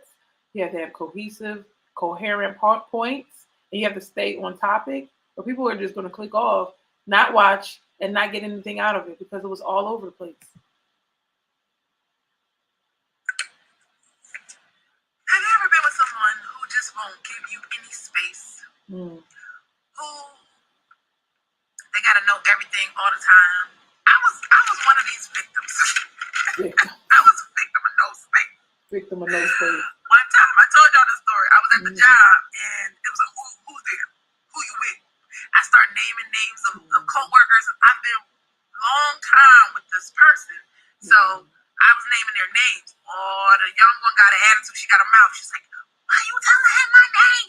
Why you gotta tell everybody? I mean, I'm not understanding." When she was 21, she knew more than I did. She sure did. She was like, "You should not have to tell no man all the people that you working with right now. Like, you at work." Like, Ooh. I was like, I had a good memory that day. Yo, that is so funny. That's exactly how it happened. Hilarious. You got a good point. Little one school. Sometimes we don't give each other space to do what we need to do. You need to give that other person freedom. Because when you get with somebody, it doesn't mean I'm tattooed to you and you tattooed to me and we're in the three-legged race and we tied together. No, give them their freedom. Let them breathe. Oh my gosh, I remember asking some guy to move in. Y'all not supposed to know this. I was like, the day he moved in, I swear this was like the right solution. That's why we think we know what's good and it's not. First of all, the fact that I had to ask him to move in was already a red flag, right? I would never do this nowadays. No. When I was young. The day he moved in, it was like a dark cloud hit my apartment. I felt like I was suffocating. Yep. I was like, "You still here?" I had to get rid of him immediately. I was like, "That's so crazy." I was like, this whole time, I was like, "Why is he not here? Why is he not here?" Right? And then I was like, "You're still here? Like, you don't go nowhere? Like, when do you leave? Right. Are you going to work today?" Right. But I'm telling you, it was bad. And then not until he left it, he said, "Mood swings are real. Hormones is something else, but it needs to be addressed at times, or I will give you space." But it needs to be addressed at times. I will give you space. But that's more so like mood swings are more so like women letting stress get to them. That's why I try to say, like, okay, when y'all go with this whole by the way, one of my mentors Here go another told me this. side He said, "A man with money is never going to ask you to go 50-50, okay? That means he doesn't love her. Ooh. If you have enough money to take care of yourself and you're good, you're not going to need that woman's money, or they're going to take on the lion's share of the responsibility." So just to finish that conversation, y'all know I'm always putting a little point on that one. But that's my point. It's like, how can you say you love me and you want me to go stress myself out as much as you and then go do women's stuff and mother stuff? Right. That doesn't make sense to me. That doesn't mean I'm not going to contribute. That was all true. Anyway, I still believe that. today. But that's why our moods go. Think about it. When the last time hey, LaDonna, when's the last time a woman was like, "Oh, I'm mad about something," and it was like frivolous? Most of the time when you're mad is about something at work. It was a co-worker, right? It was a boss. It was a manager. It was a customer or a client. Ladies, can I get an amen? Right? They pissed us off. Right. So that's what the mood swing is about. It's mostly because we have to work and we have to stress ourselves out.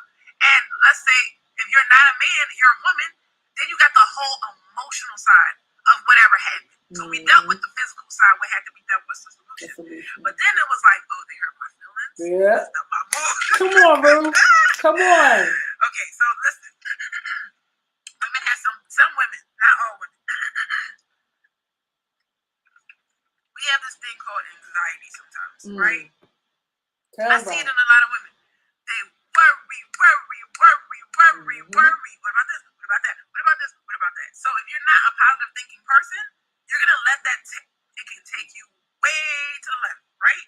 So we have to learn how to control it. Men have mood swings too. Thank you. Hey, he said, "My homegirl, LaDonna, thanks for coming through." Oh, I appreciate it. Thank you. I appreciate it, Randall. I know you're promoting the show. So, let me tell you, men have mood swings too.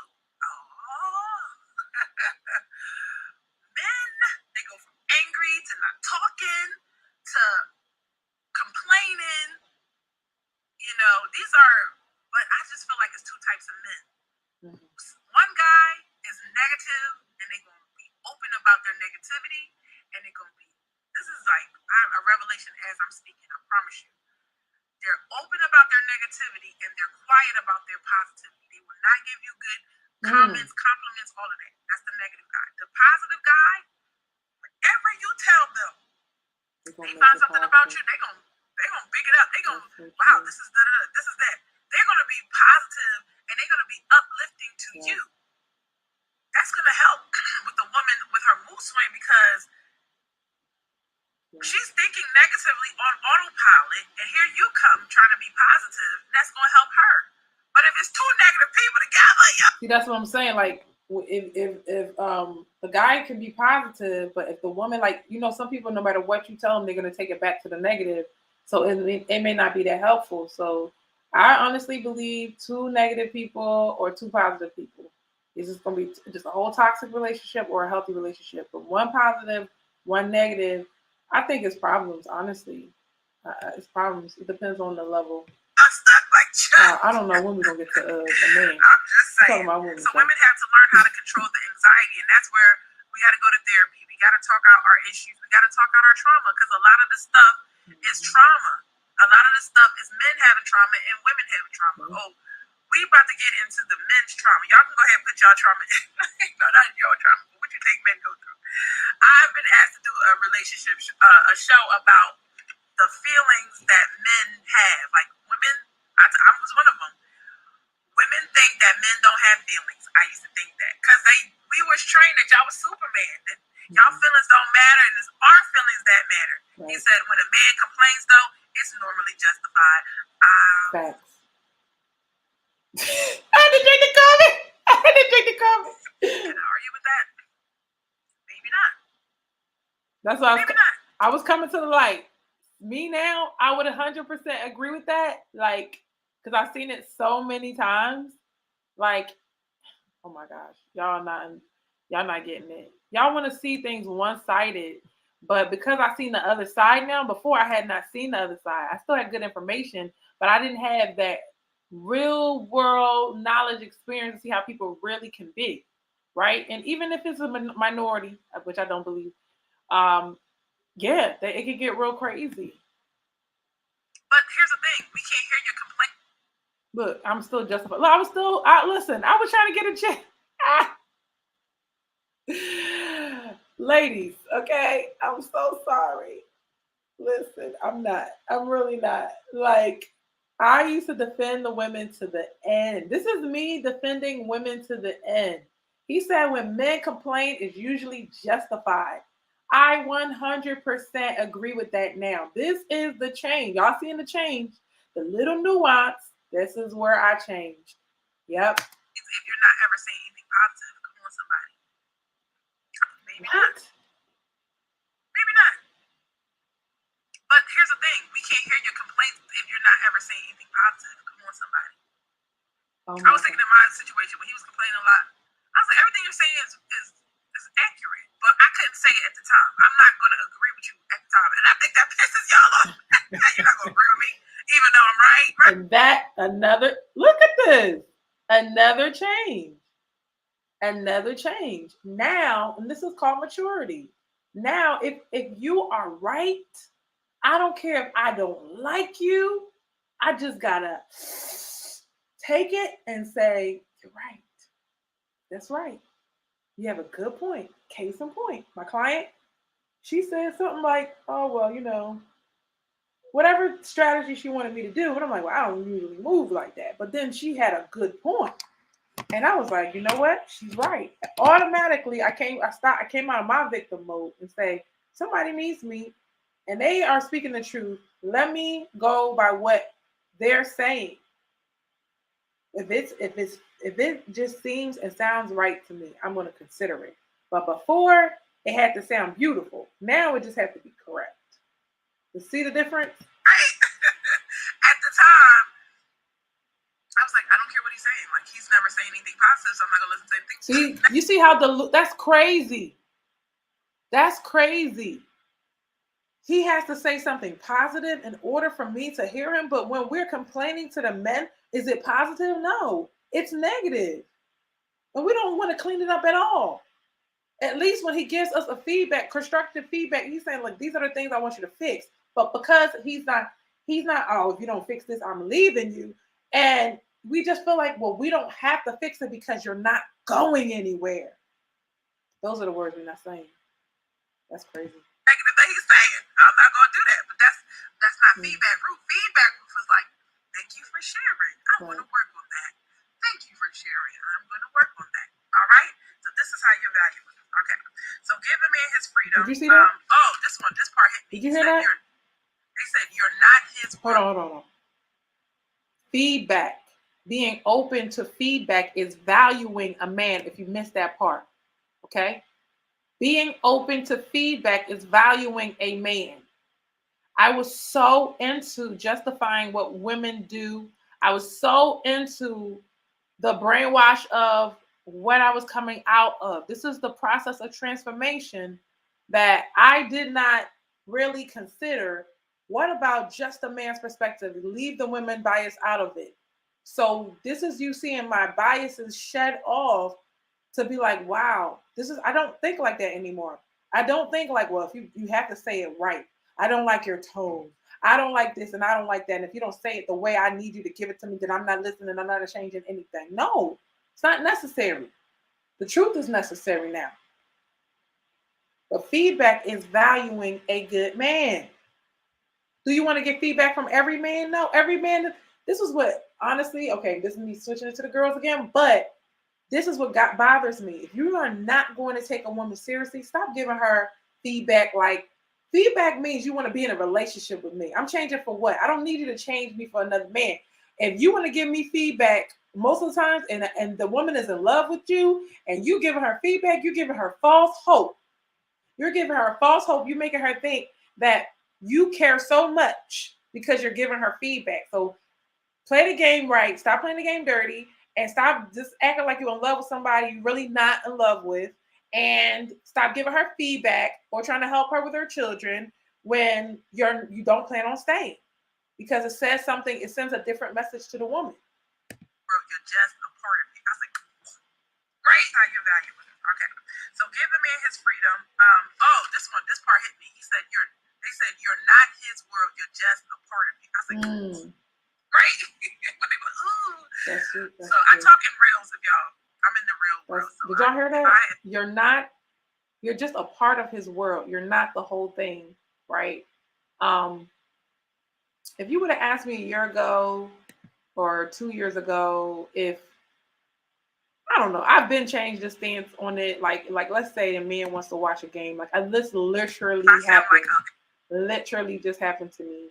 And I literally canceled a date because the game was on. And I don't watch the game, so I wouldn't know, but I didn't know the game was on, and I didn't want to make him choose between the game and me. Like, it ain't that deep. We can switch today, and it honestly it wasn't convenient for me anymore. But I just was like, well, I need to consider what the other person wants too. And I had to make a note like, oh, I need to make sure that, if the game is on, this is something that he watches and he enjoys, right? I'm not going to be there to watch it with them, but he enjoys it. I need to be mindful. So I literally was checking the game scores and all that.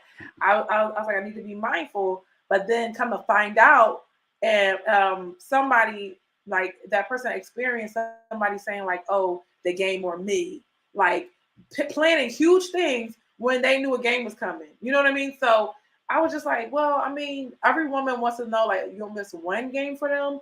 But at the same time, it's like, depends. Is the playoffs on, right? I know how important the playoffs are, right?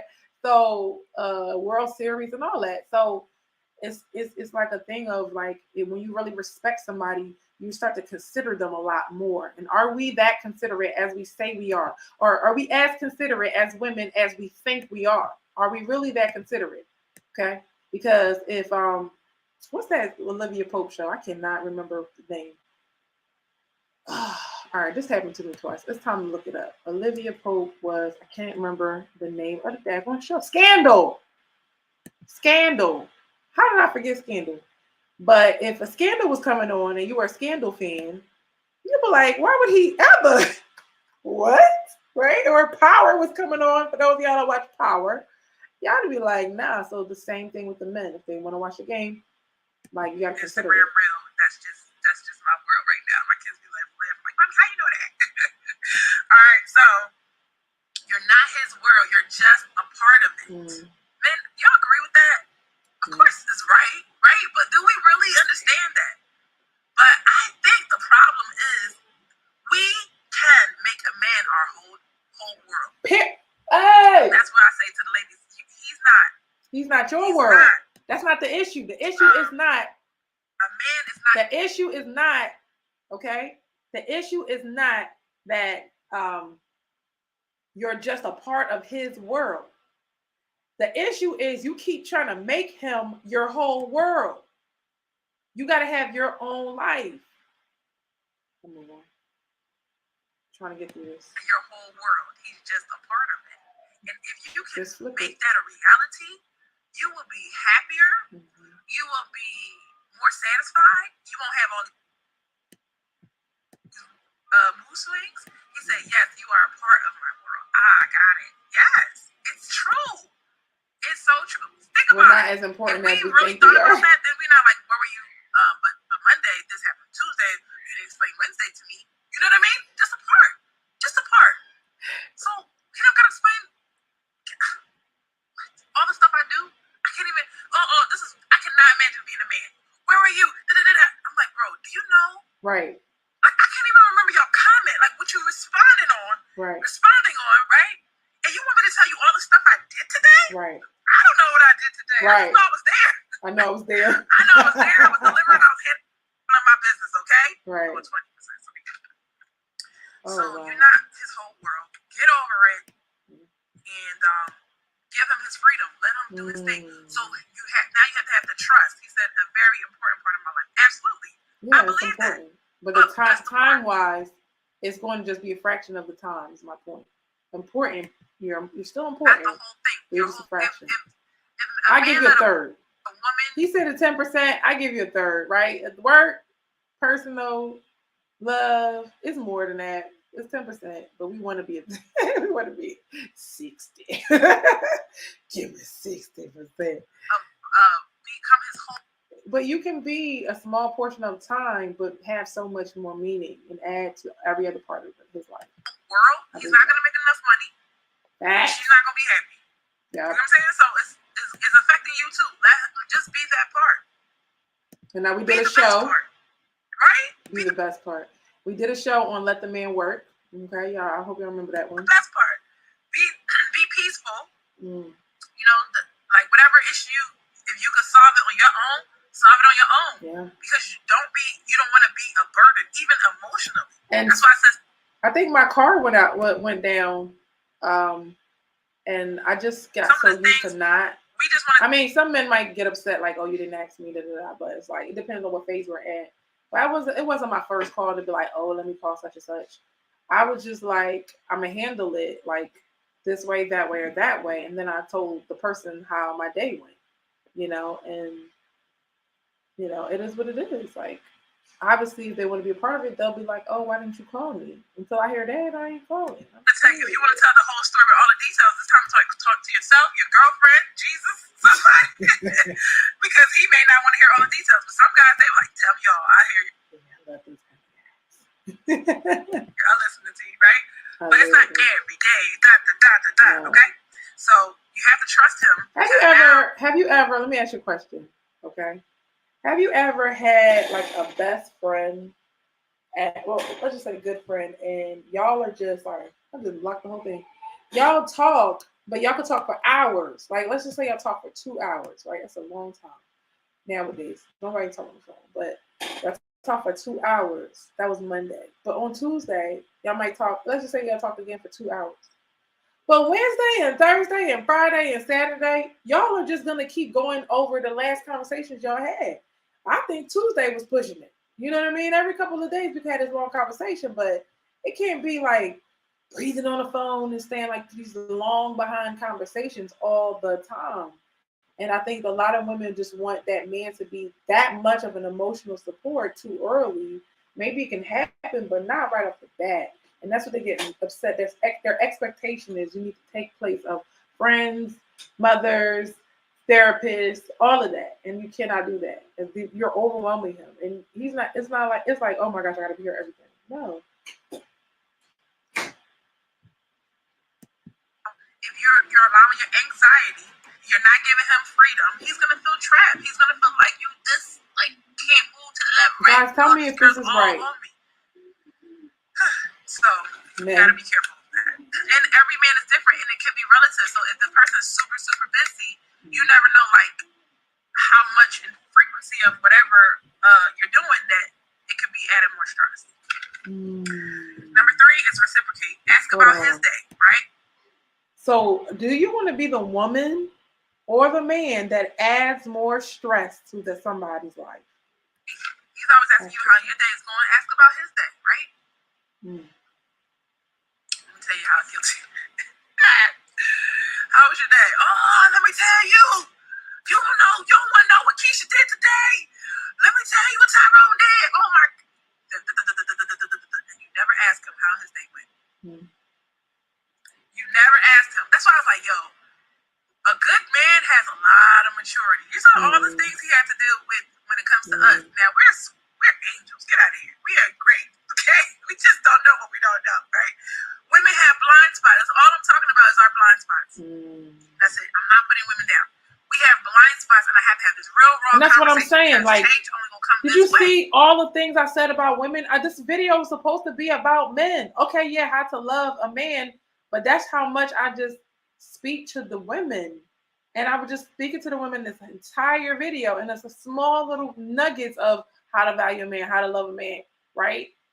I was so focused on the women. So to be like, oh, well, I still hurt their feelings. It's like, okay, if you want your feelings gonna be hurt, sis. That's what they're gonna be. You wanna fall in love or no? You wanna be ready for a relationship or no? Let me know. You don't have to listen to me. You can keep doing what you're doing and get the same results, or you can make the switch. This is the change that I made. These are the shifts that I made. Yes, tell them, bro. Oh. I'm more politically correct now. I should go back to this route to get better results. And once I realized I had better results, this all started when I was a kid. No, I mean, when I was a child, my mom. Honestly, I tried to. You know how you try to put the medicine in with the juice now, and you try to make it a little sweeter, but it's still the same medicine, still a little sour, but now it's mixed in with some juice. So because you want them to take it, you want them to take the medicine. Talking about the women, you want them to take the medicine because if we're not fixed, I'm like the men, they can do whatever they want to do. But if we're not whole and we're not fixed, we don't get our good result. I'm not worried about the men. If you're the woman you're supposed to be, if you are the woman you're supposed to be, you are going to get the thing that you want.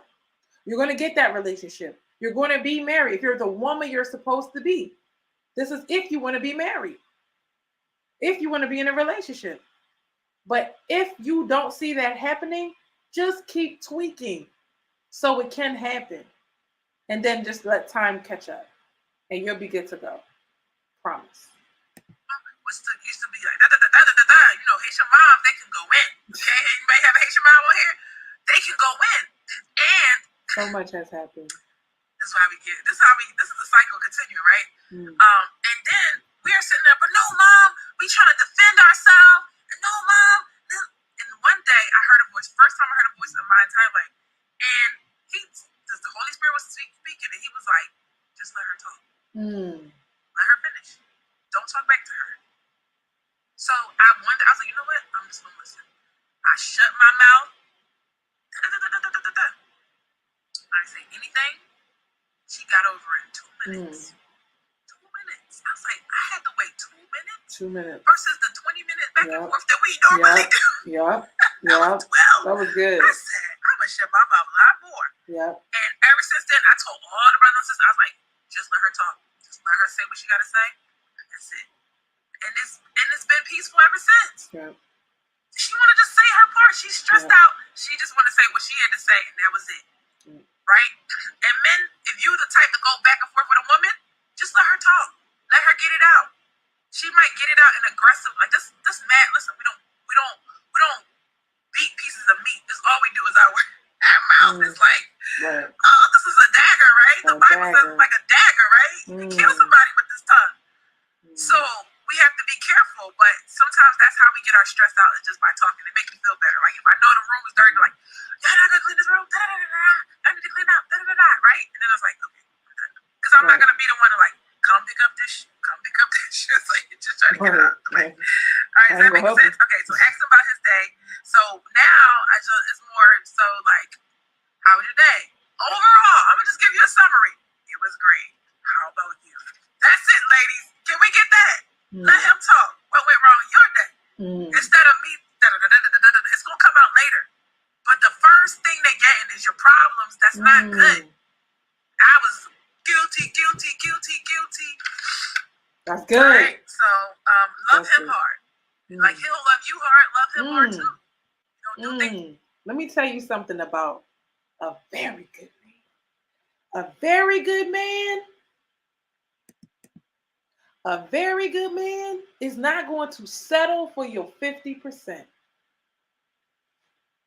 A very good man that takes very good care of you or his woman is not going to settle for your 50%. It's not going to happen. If I see this, then I give him that. No, if you don't give him your 100 and he's giving you 100, that is a ticking bomb. It's not gonna last.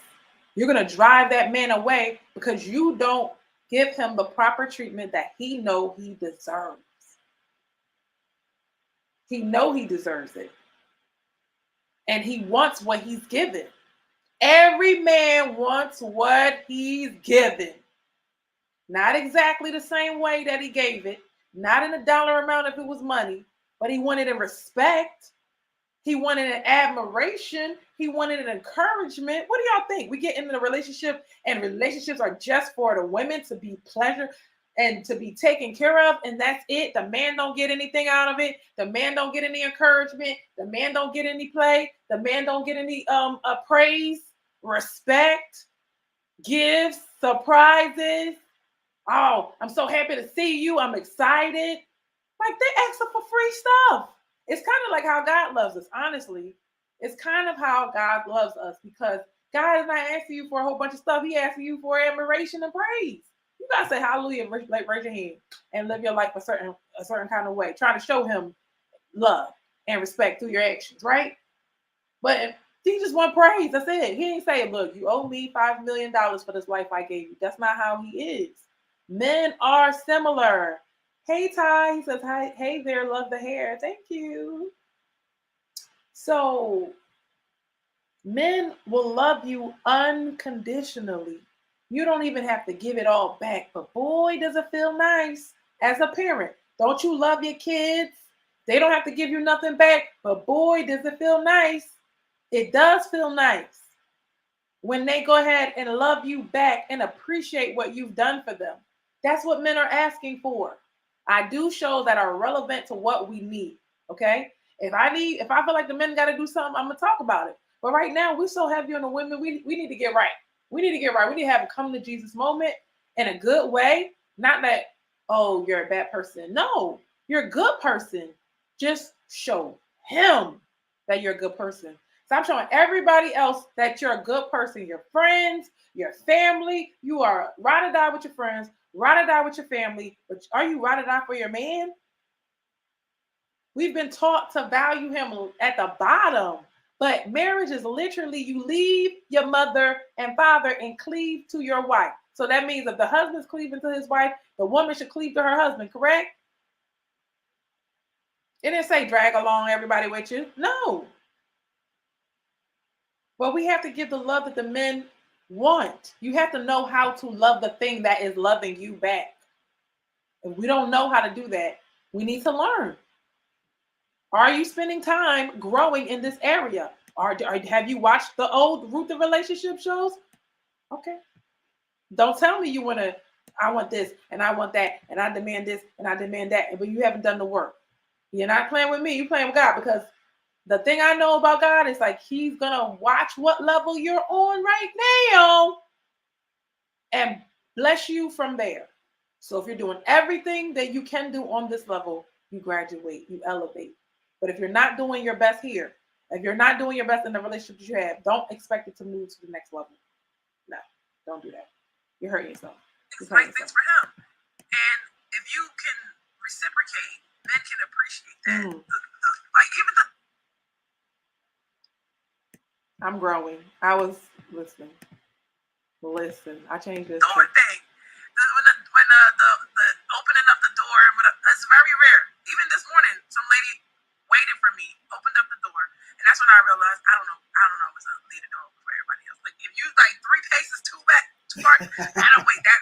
Okay, but so here's the change. Here's the growth. Here's the growth. It was even today. She held the door open, and I thought that.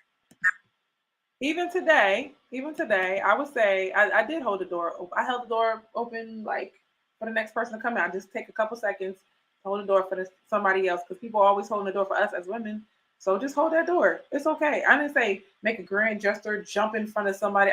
You're walking through the door, you hold it a little bit, you check behind you, you're good to go. All right. Ty says the thing is we were created to respond to each other in that mannerism. Society taught women to not need men, so the natural response isn't there. We don't even know how to connect to men anymore because we keep saying, I don't need you, I don't need you, I don't need you. So if I don't need you, then why would I do something nice for somebody I don't need? That isn't even click. That's not even a thought. First, I don't need you. So you're irrelevant, right? Society wants women to think that men are irrelevant. I really wish I talked straight. I might have to redo this video because I want to really, maybe it was a different one. Maybe it was How to Value a Good Man. Maybe I did this twice. I don't know. Nah, it was this. But just going through it was qualities of a good man I was going through. Okay, yeah, I did do a video like that. I'll do that maybe next. But I was saying how, right? In that video, I was saying all the good things about men that have nothing to do with money. Now I remember, have nothing to do with money or sex. Every good thing about men has nothing to do with money or sex. That's what I did the video of. But then this is the follow-up video of how do I actually love a man on that level? Here's the reality. There's a lot of men out there, okay? There's a lot of men out there. So therefore, there's good men and not so good men. There's men of standards and values, and there's men that have low ethics, right?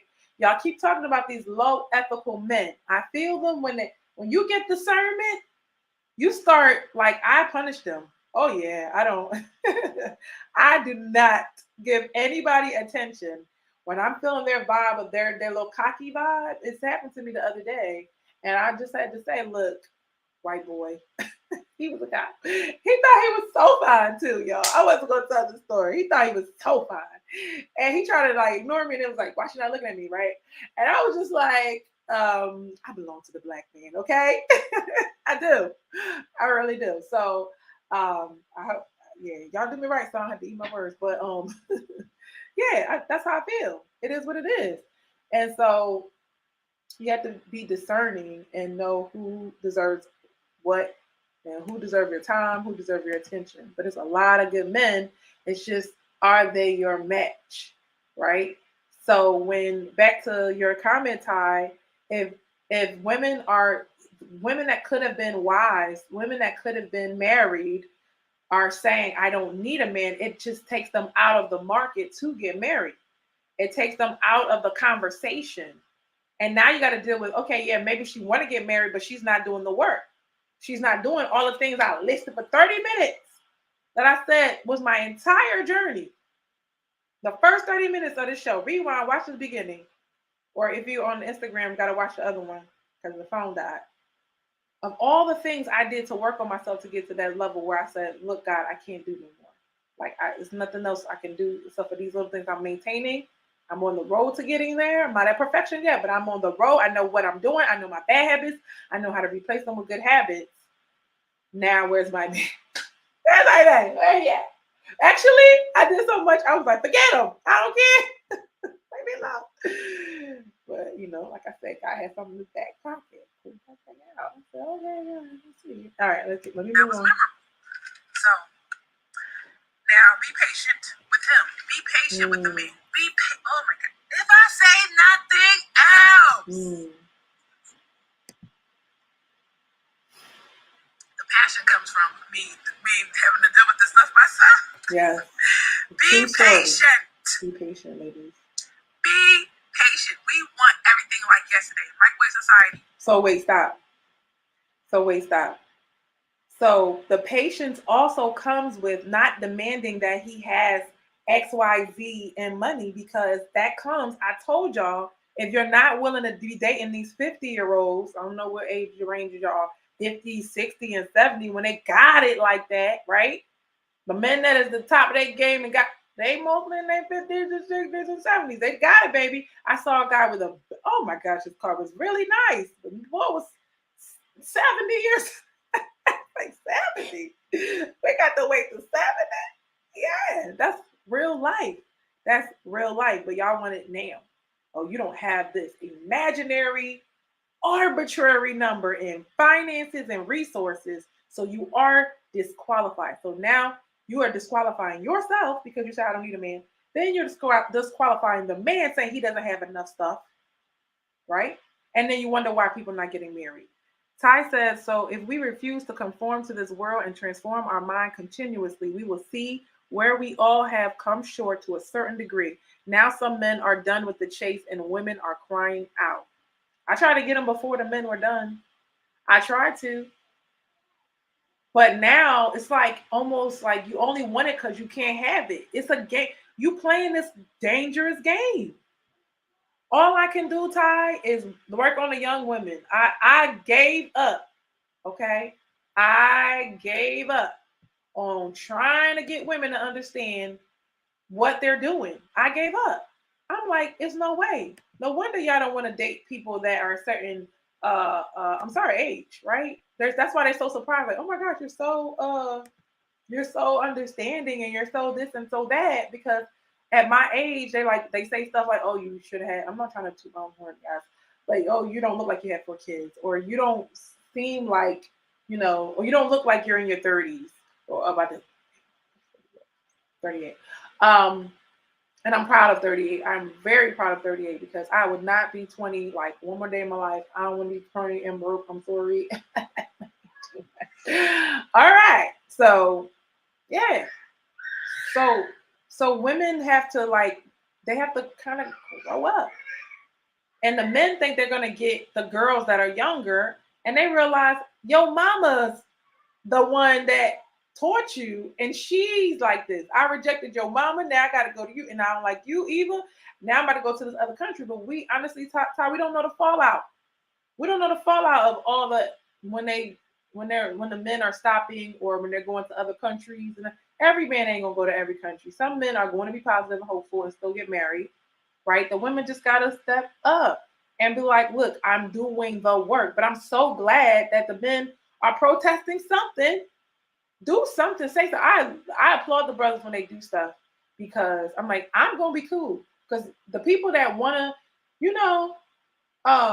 like when you're a Christian, at some point that friend ain't never want to come to your church, ain't never want to go be saved, and that's on them. So whatever they get is on them. You're good. You try to help them, they don't want to do it. So it is what it is. You can't make them. That's free will. He said, but Ty says, but as a man myself, if you expect me to come to the table with 6 figures, 6-pack, and muscle, you come to the table with nothing yet, not even close to having what you want me not even close to having what you want me to give, I'll walk away. So absolutely. So I don't know what happened in my logical thing. I told you guys, like, I got certain level of logical thinking in real estate, because I just had to stop. Like, I wasn't wanting being emotional. It wasn't working. I wasn't ready for this game. This is a hard game, okay? Only the real survive real estate, okay? So basically, it didn't make sense to me. I'm like, wait, how could we ask for 6-packs and I don't see no women walking around with 6-packs? I'll see the women that's asking for 6 figures. A lot of them don't have 6 figures. It just didn't make sense to me.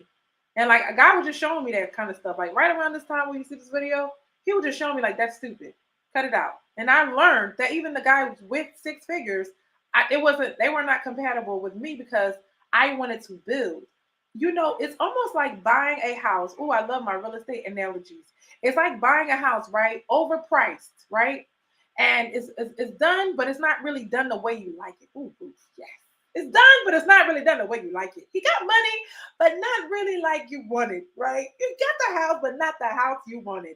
But when you build with somebody, you're the one helping and pushing and growing with him. You get to customize that house the way you want. Y'all get to pick the house together. Y'all get to pick the area together. Y'all get to pick the state together. You get to design the kitchen together. If you want to build a house, you can build a house. That is what it's like when you build with a man. Power of a Black Man. That's the name of this show.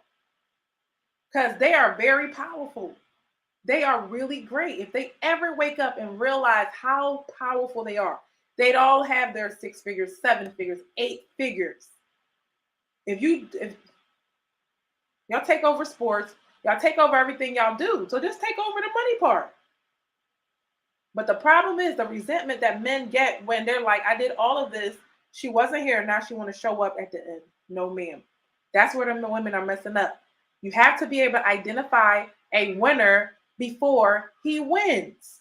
So when they say, oh, I don't want to build with a man. No, you picked the wrong man to build with because you didn't look at character. You didn't look at the right things. You didn't vet him, right? I told somebody, I was like, listen, don't embarrass me. I'm looking for somebody that does not embarrass me. Like I can trust him. He's not in the same room with me. He's not in the same state as me. I can trust him. Don't embarrass me. Don't let things come out about your character that I had to find out, you know, and on the news or on social media or, you know, just don't embarrass me. I want a person I can close my eyes and say, he never said that. He never did that because I know him so well. I can tell he didn't say that. But you have to have the character and I have to have the trust. That makes sense? All right, I'm about to wrap it up. Man to do everything. Like, listen, we got together tomorrow. Why did you not ask me to be your girlfriend? And next week, why are we not married? Like, be patient. Oh, I asked you to do the thing. Listen, wait. So I used to deal with somebody, and he was like always saying something to me, and then I'm processing what he said. Okay, one thing before I go into the story. Don't lie. Hold on. So, oh yeah, I remember this. But yeah, here's the difference between me now and this Ruth. I don't really go into my personal stories anymore like I used to, unless it's really relevant. Because I have to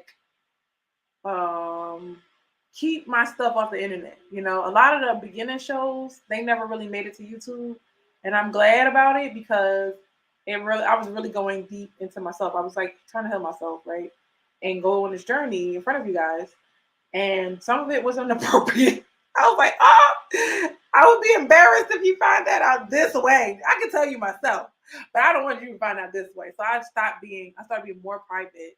And that comes with maturity. Like I was like, I'm trying to help you, but don't help people to the point that you nuclear warhead yourself. I'm thinking and I'm processing, but he wouldn't give me 30 seconds. Yeah, it took a while. I'm not gonna lie. It took a while. You think the person's not gonna respond, but once you know that's how that person is. Right. You just gotta wait.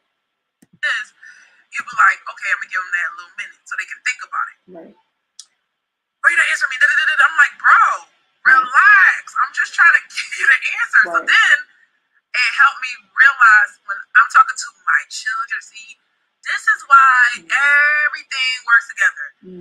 How you handle your children. Have you ever been if y'all have kids and you ever been talking to your kids and you don't even got to be yelling at them. And you know God is saying something to you. You're like, you know what? You need to be more calm. And you need to be more patient with right? And then you're like, yeah, but you don't do that, right? I'm like, oh, come on, God, come on, right? Has that ever happened to you? You was talking to your kids and you like, that's what you're trying to say to me, God? Okay, fine, right? So that has happened so many times. If you really think about it, and you're really understanding what's happening, like your kids are teaching you how to be a better human being. You being in a relationship with somebody else is teaching you how to be a better human being. Can I get an amen? Yes. So, men, do y'all feel like women reciprocate? You know, I really, another thing with me, like if now in the dating process, one of my girlfriends was like, you know, I contribute. And I was like, oh, wow, that's a great idea. But I realized like I don't like to contribute when the man is expecting it. I like to do it like when he doesn't expect to, like he just expects to take care of everything. I'm like, oh, I'm gonna leave a tip, or I'll plan a date for us to go or whatever. And it's just like it feels good to be like back and forth with it and not putting it on one person. Because we are working now, we do have money now, and just the way we think in the dating process should go. It's like let it be bold, and that's why I say reciprocation. I took my reciprocation game to another level where I'm not just it's all on him. It's all on this. It's all on that. Even meeting up, like it's not all on one person all the time. You gotta text them good morning sometimes, lady. You gotta say nice things sometimes. And they don't want you to do it every day. It's not chasing him. It's just giving him an indication of like, listen, I'm not rewarding you, but I am showing up for you like you show up for me. That's not in the way where it's like, because you don't want to overdo it, and then it seems like you're chasing him. Like as a woman, you don't ever want to feel like you're chasing a man because you're gonna lose him. If you have to chase him, you're gonna lose him. So you don't want to chase. So these little things. I have definitely changed those things. I'm about to wrap this up. Please. I took so long to get to the meat. Yeah. My bad. Y'all feel like women reciprocate like you do for her, and she does. She gives at the same level you give. It's not even about we don't reciprocate. See, this is the questions can get so much more nuanced. Yes. Women are always gonna give you something back. If she's not giving you nothing back, you're not gonna stay. But is she giving at the same level as you is the question. Women, are we giving at the same level that man is doing for you? You want him to go buy you a Birkin. You want him to take you on trips. You want him to do all this stuff. But you're not going to go and go. Then you get him a wallet for his birthday. And it got to be for his birthday. Now, I see how that's not fair. Yeah. Give me a wallet on a regular day. Right. But for my birthday, you going to give me a wallet for Father's Day? Right, I get it. Unfortunately, no. They want more and more. It does not stop. Well, all right, guys, wrap it up. Clean it up. I understand. That's what I'm trying to get to. We cannot feel entitled for somebody else to give us up here. And when we give over here. You know how many times I have to deal with a client that wants way high level service, and then when we're asking them for paperwork, we're asking them to do this and that, some simple task. It's not really on my end, but the mortgage company now, because everything depends on like you handing in your documents on time. How many times have we had a client that did not hand in the documents on time but expected to close on time? Well, no, it don't work like that. You have now pushed back your dream back because you couldn't deliver. So I noticed in our community that we want people to over deliver and we are under delivering. No, somebody try to tell me that, hey, in this certain part of the country, that people always trying to get over. Like, if they don't feel good, if you loan him $20, he got to give you 19 back. Like, every single transaction, they got to feel like they got to one up on you. That's a poverty and limited thinking mindset. That's poverty thinking. I don't like anything poverty thinking. No. We done with that, right? 2021, 2022? I'm going to miss saying that. It's going to last forever. They're going to be watching this in 2050, y'all, okay? So, all right, last two. So reciprocate. Thank you for answering. Number 4, we have to give them respect, okay? I did a whole show on this. I know that I did a whole show on respect. Yes, I did. I did my part. Thank you very much. I did it. You got to go find it. I don't know. A million times. But this is my Facebook. Go to Ruth Marquise. Marquis. Go to yeah, that's not. It's gonna be on Facebook. Can't we do it? Why can't we do it? All right, I gotta say something about nice guys. Okay, so here's the problem with the nice guy situation, and it's not on the nice guys, on the women that date nice guys. Okay, if you're a woman and you are dating a nice guy, okay, a sweetheart, a do for you, but he's not a pushover, right?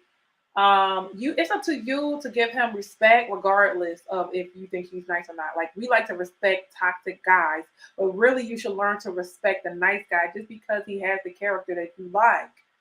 Period. Just because he's a man. That's why if you don't have a general respect for men, you're going to have a hard time respecting your man. You cannot say, I respect just my man and no other man. It doesn't work like that. You know, the men that really catch my heart would be the guys that can feel for the women, still see the crap they do, but feel for them in the same breath, right? They still feel for women. They still understand women, and then it helps them understand you. You can't just sit there and say, I like one person and I hate everybody else that's similar to them. No. You got to understand them in general and then the nuance of that person. So stop just stepping all over nice guys just because you can. Stop bossing nice guys around just because, oh my gosh, he's going to let me do this and he's going to let me do that. So no, you're still the man. So in general, this is my rule. I want you to lead in certain areas. So therefore, it's your turn to tell me what you want to do. It's your turn to tell me what you think about this. And I've made it very clear. I was like, listen, it's not always going to be like this, my friend. Sometimes I'm going to want to do something. But if in general, I give you the power to lead me, but then now I'm like, oh, okay, in this specific area, I would like this and that. We're not going to have no problems with this. We might bump heads every once in a while. We're not going to have no problems with this because in general, I let you be you. I let you be the leader. I let you take me where you want us to go just so you can say, babe, you like what I did there? That's why they want to lead us. Not to hell, to heaven. And be like, I led us here. I learned on the journey that a man would be so happy when, I don't know, like let's say y'all eating, I don't know, like let's say you bought her a computer, right? I can't think of a good example, but you bought her a computer. He's just going to be like, okay, you're happy because you got it. Let's say something small. Let's say a little radio, right? He's going to be happy because he's the one that made you happy. You're happy for the radio, but he's happy because he's the one that put you in a good mood. That was so powerful when I learned that.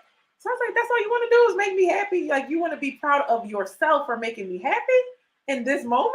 Yeah, you got to make yourself happy. I know that discussion, but there you go. So I'm about to wrap this up. This is getting so long.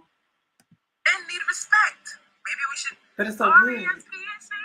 Maybe we should have the men define respect. What is respect, guys? We learned it today. What is respect?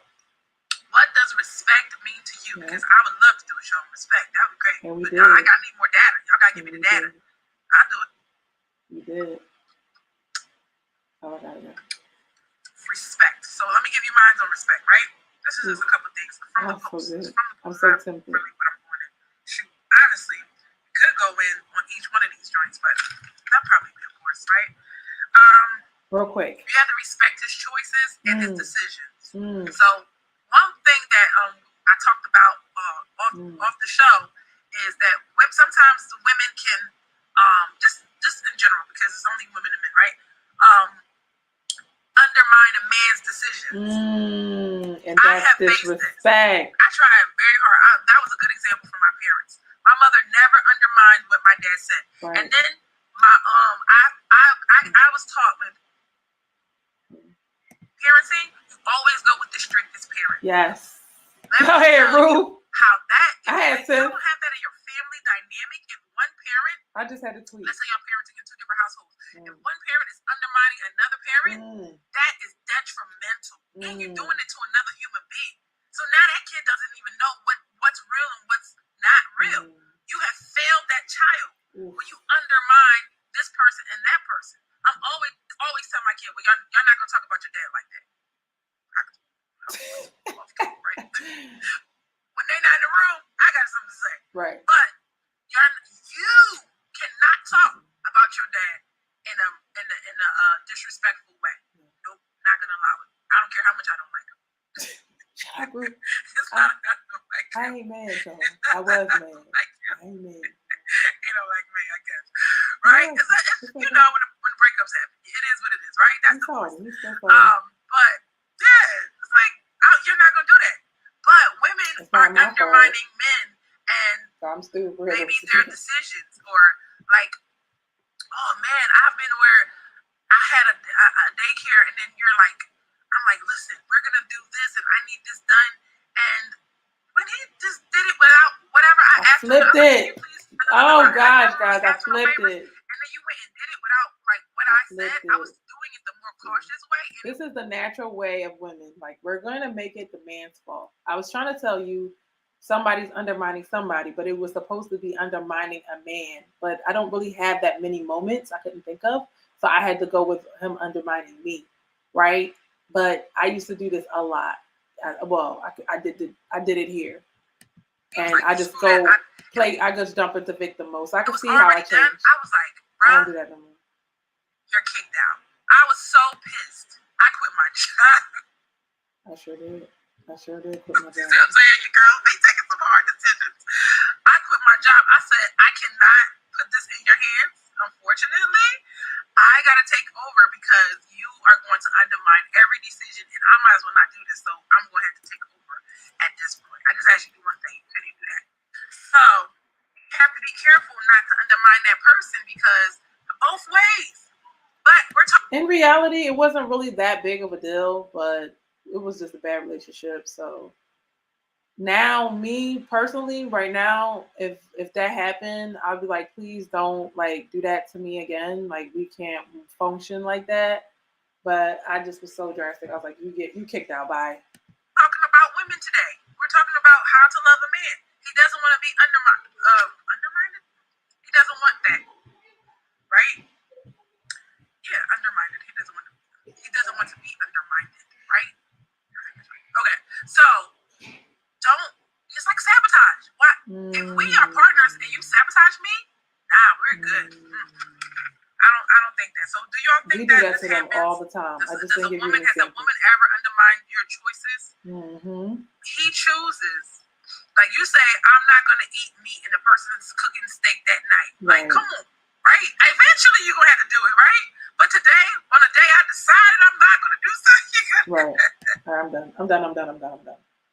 Guys, what do you think? What do you think about the growth and the changes and the topic? Like, what do you guys really think about? With today, we're talking about the title of the show is The Power of Black Men, but it really is that we have to value our men, right? We have to value them, and we have to learn how to love them. And a lot of it is working on ourselves. The reason why I had to bring up the women, because we really need to work really, really hard. There's so many things to work on. I gave y'all the list of things I've been working on, and anything I could think of to keep, changing and tweaking, to meet, so I can attract as many candidates and pick who I wanted. Sorry, right? But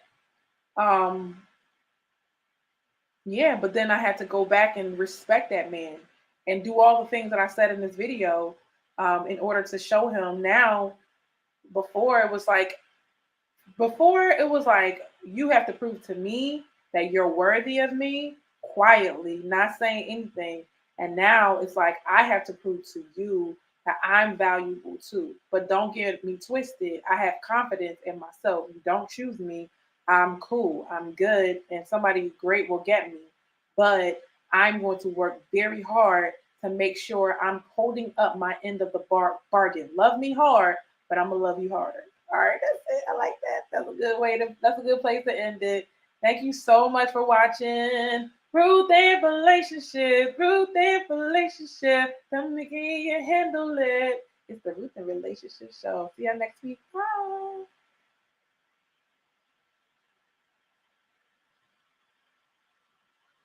It was a long one, this one. Sorry, y'all. I like it. It's good.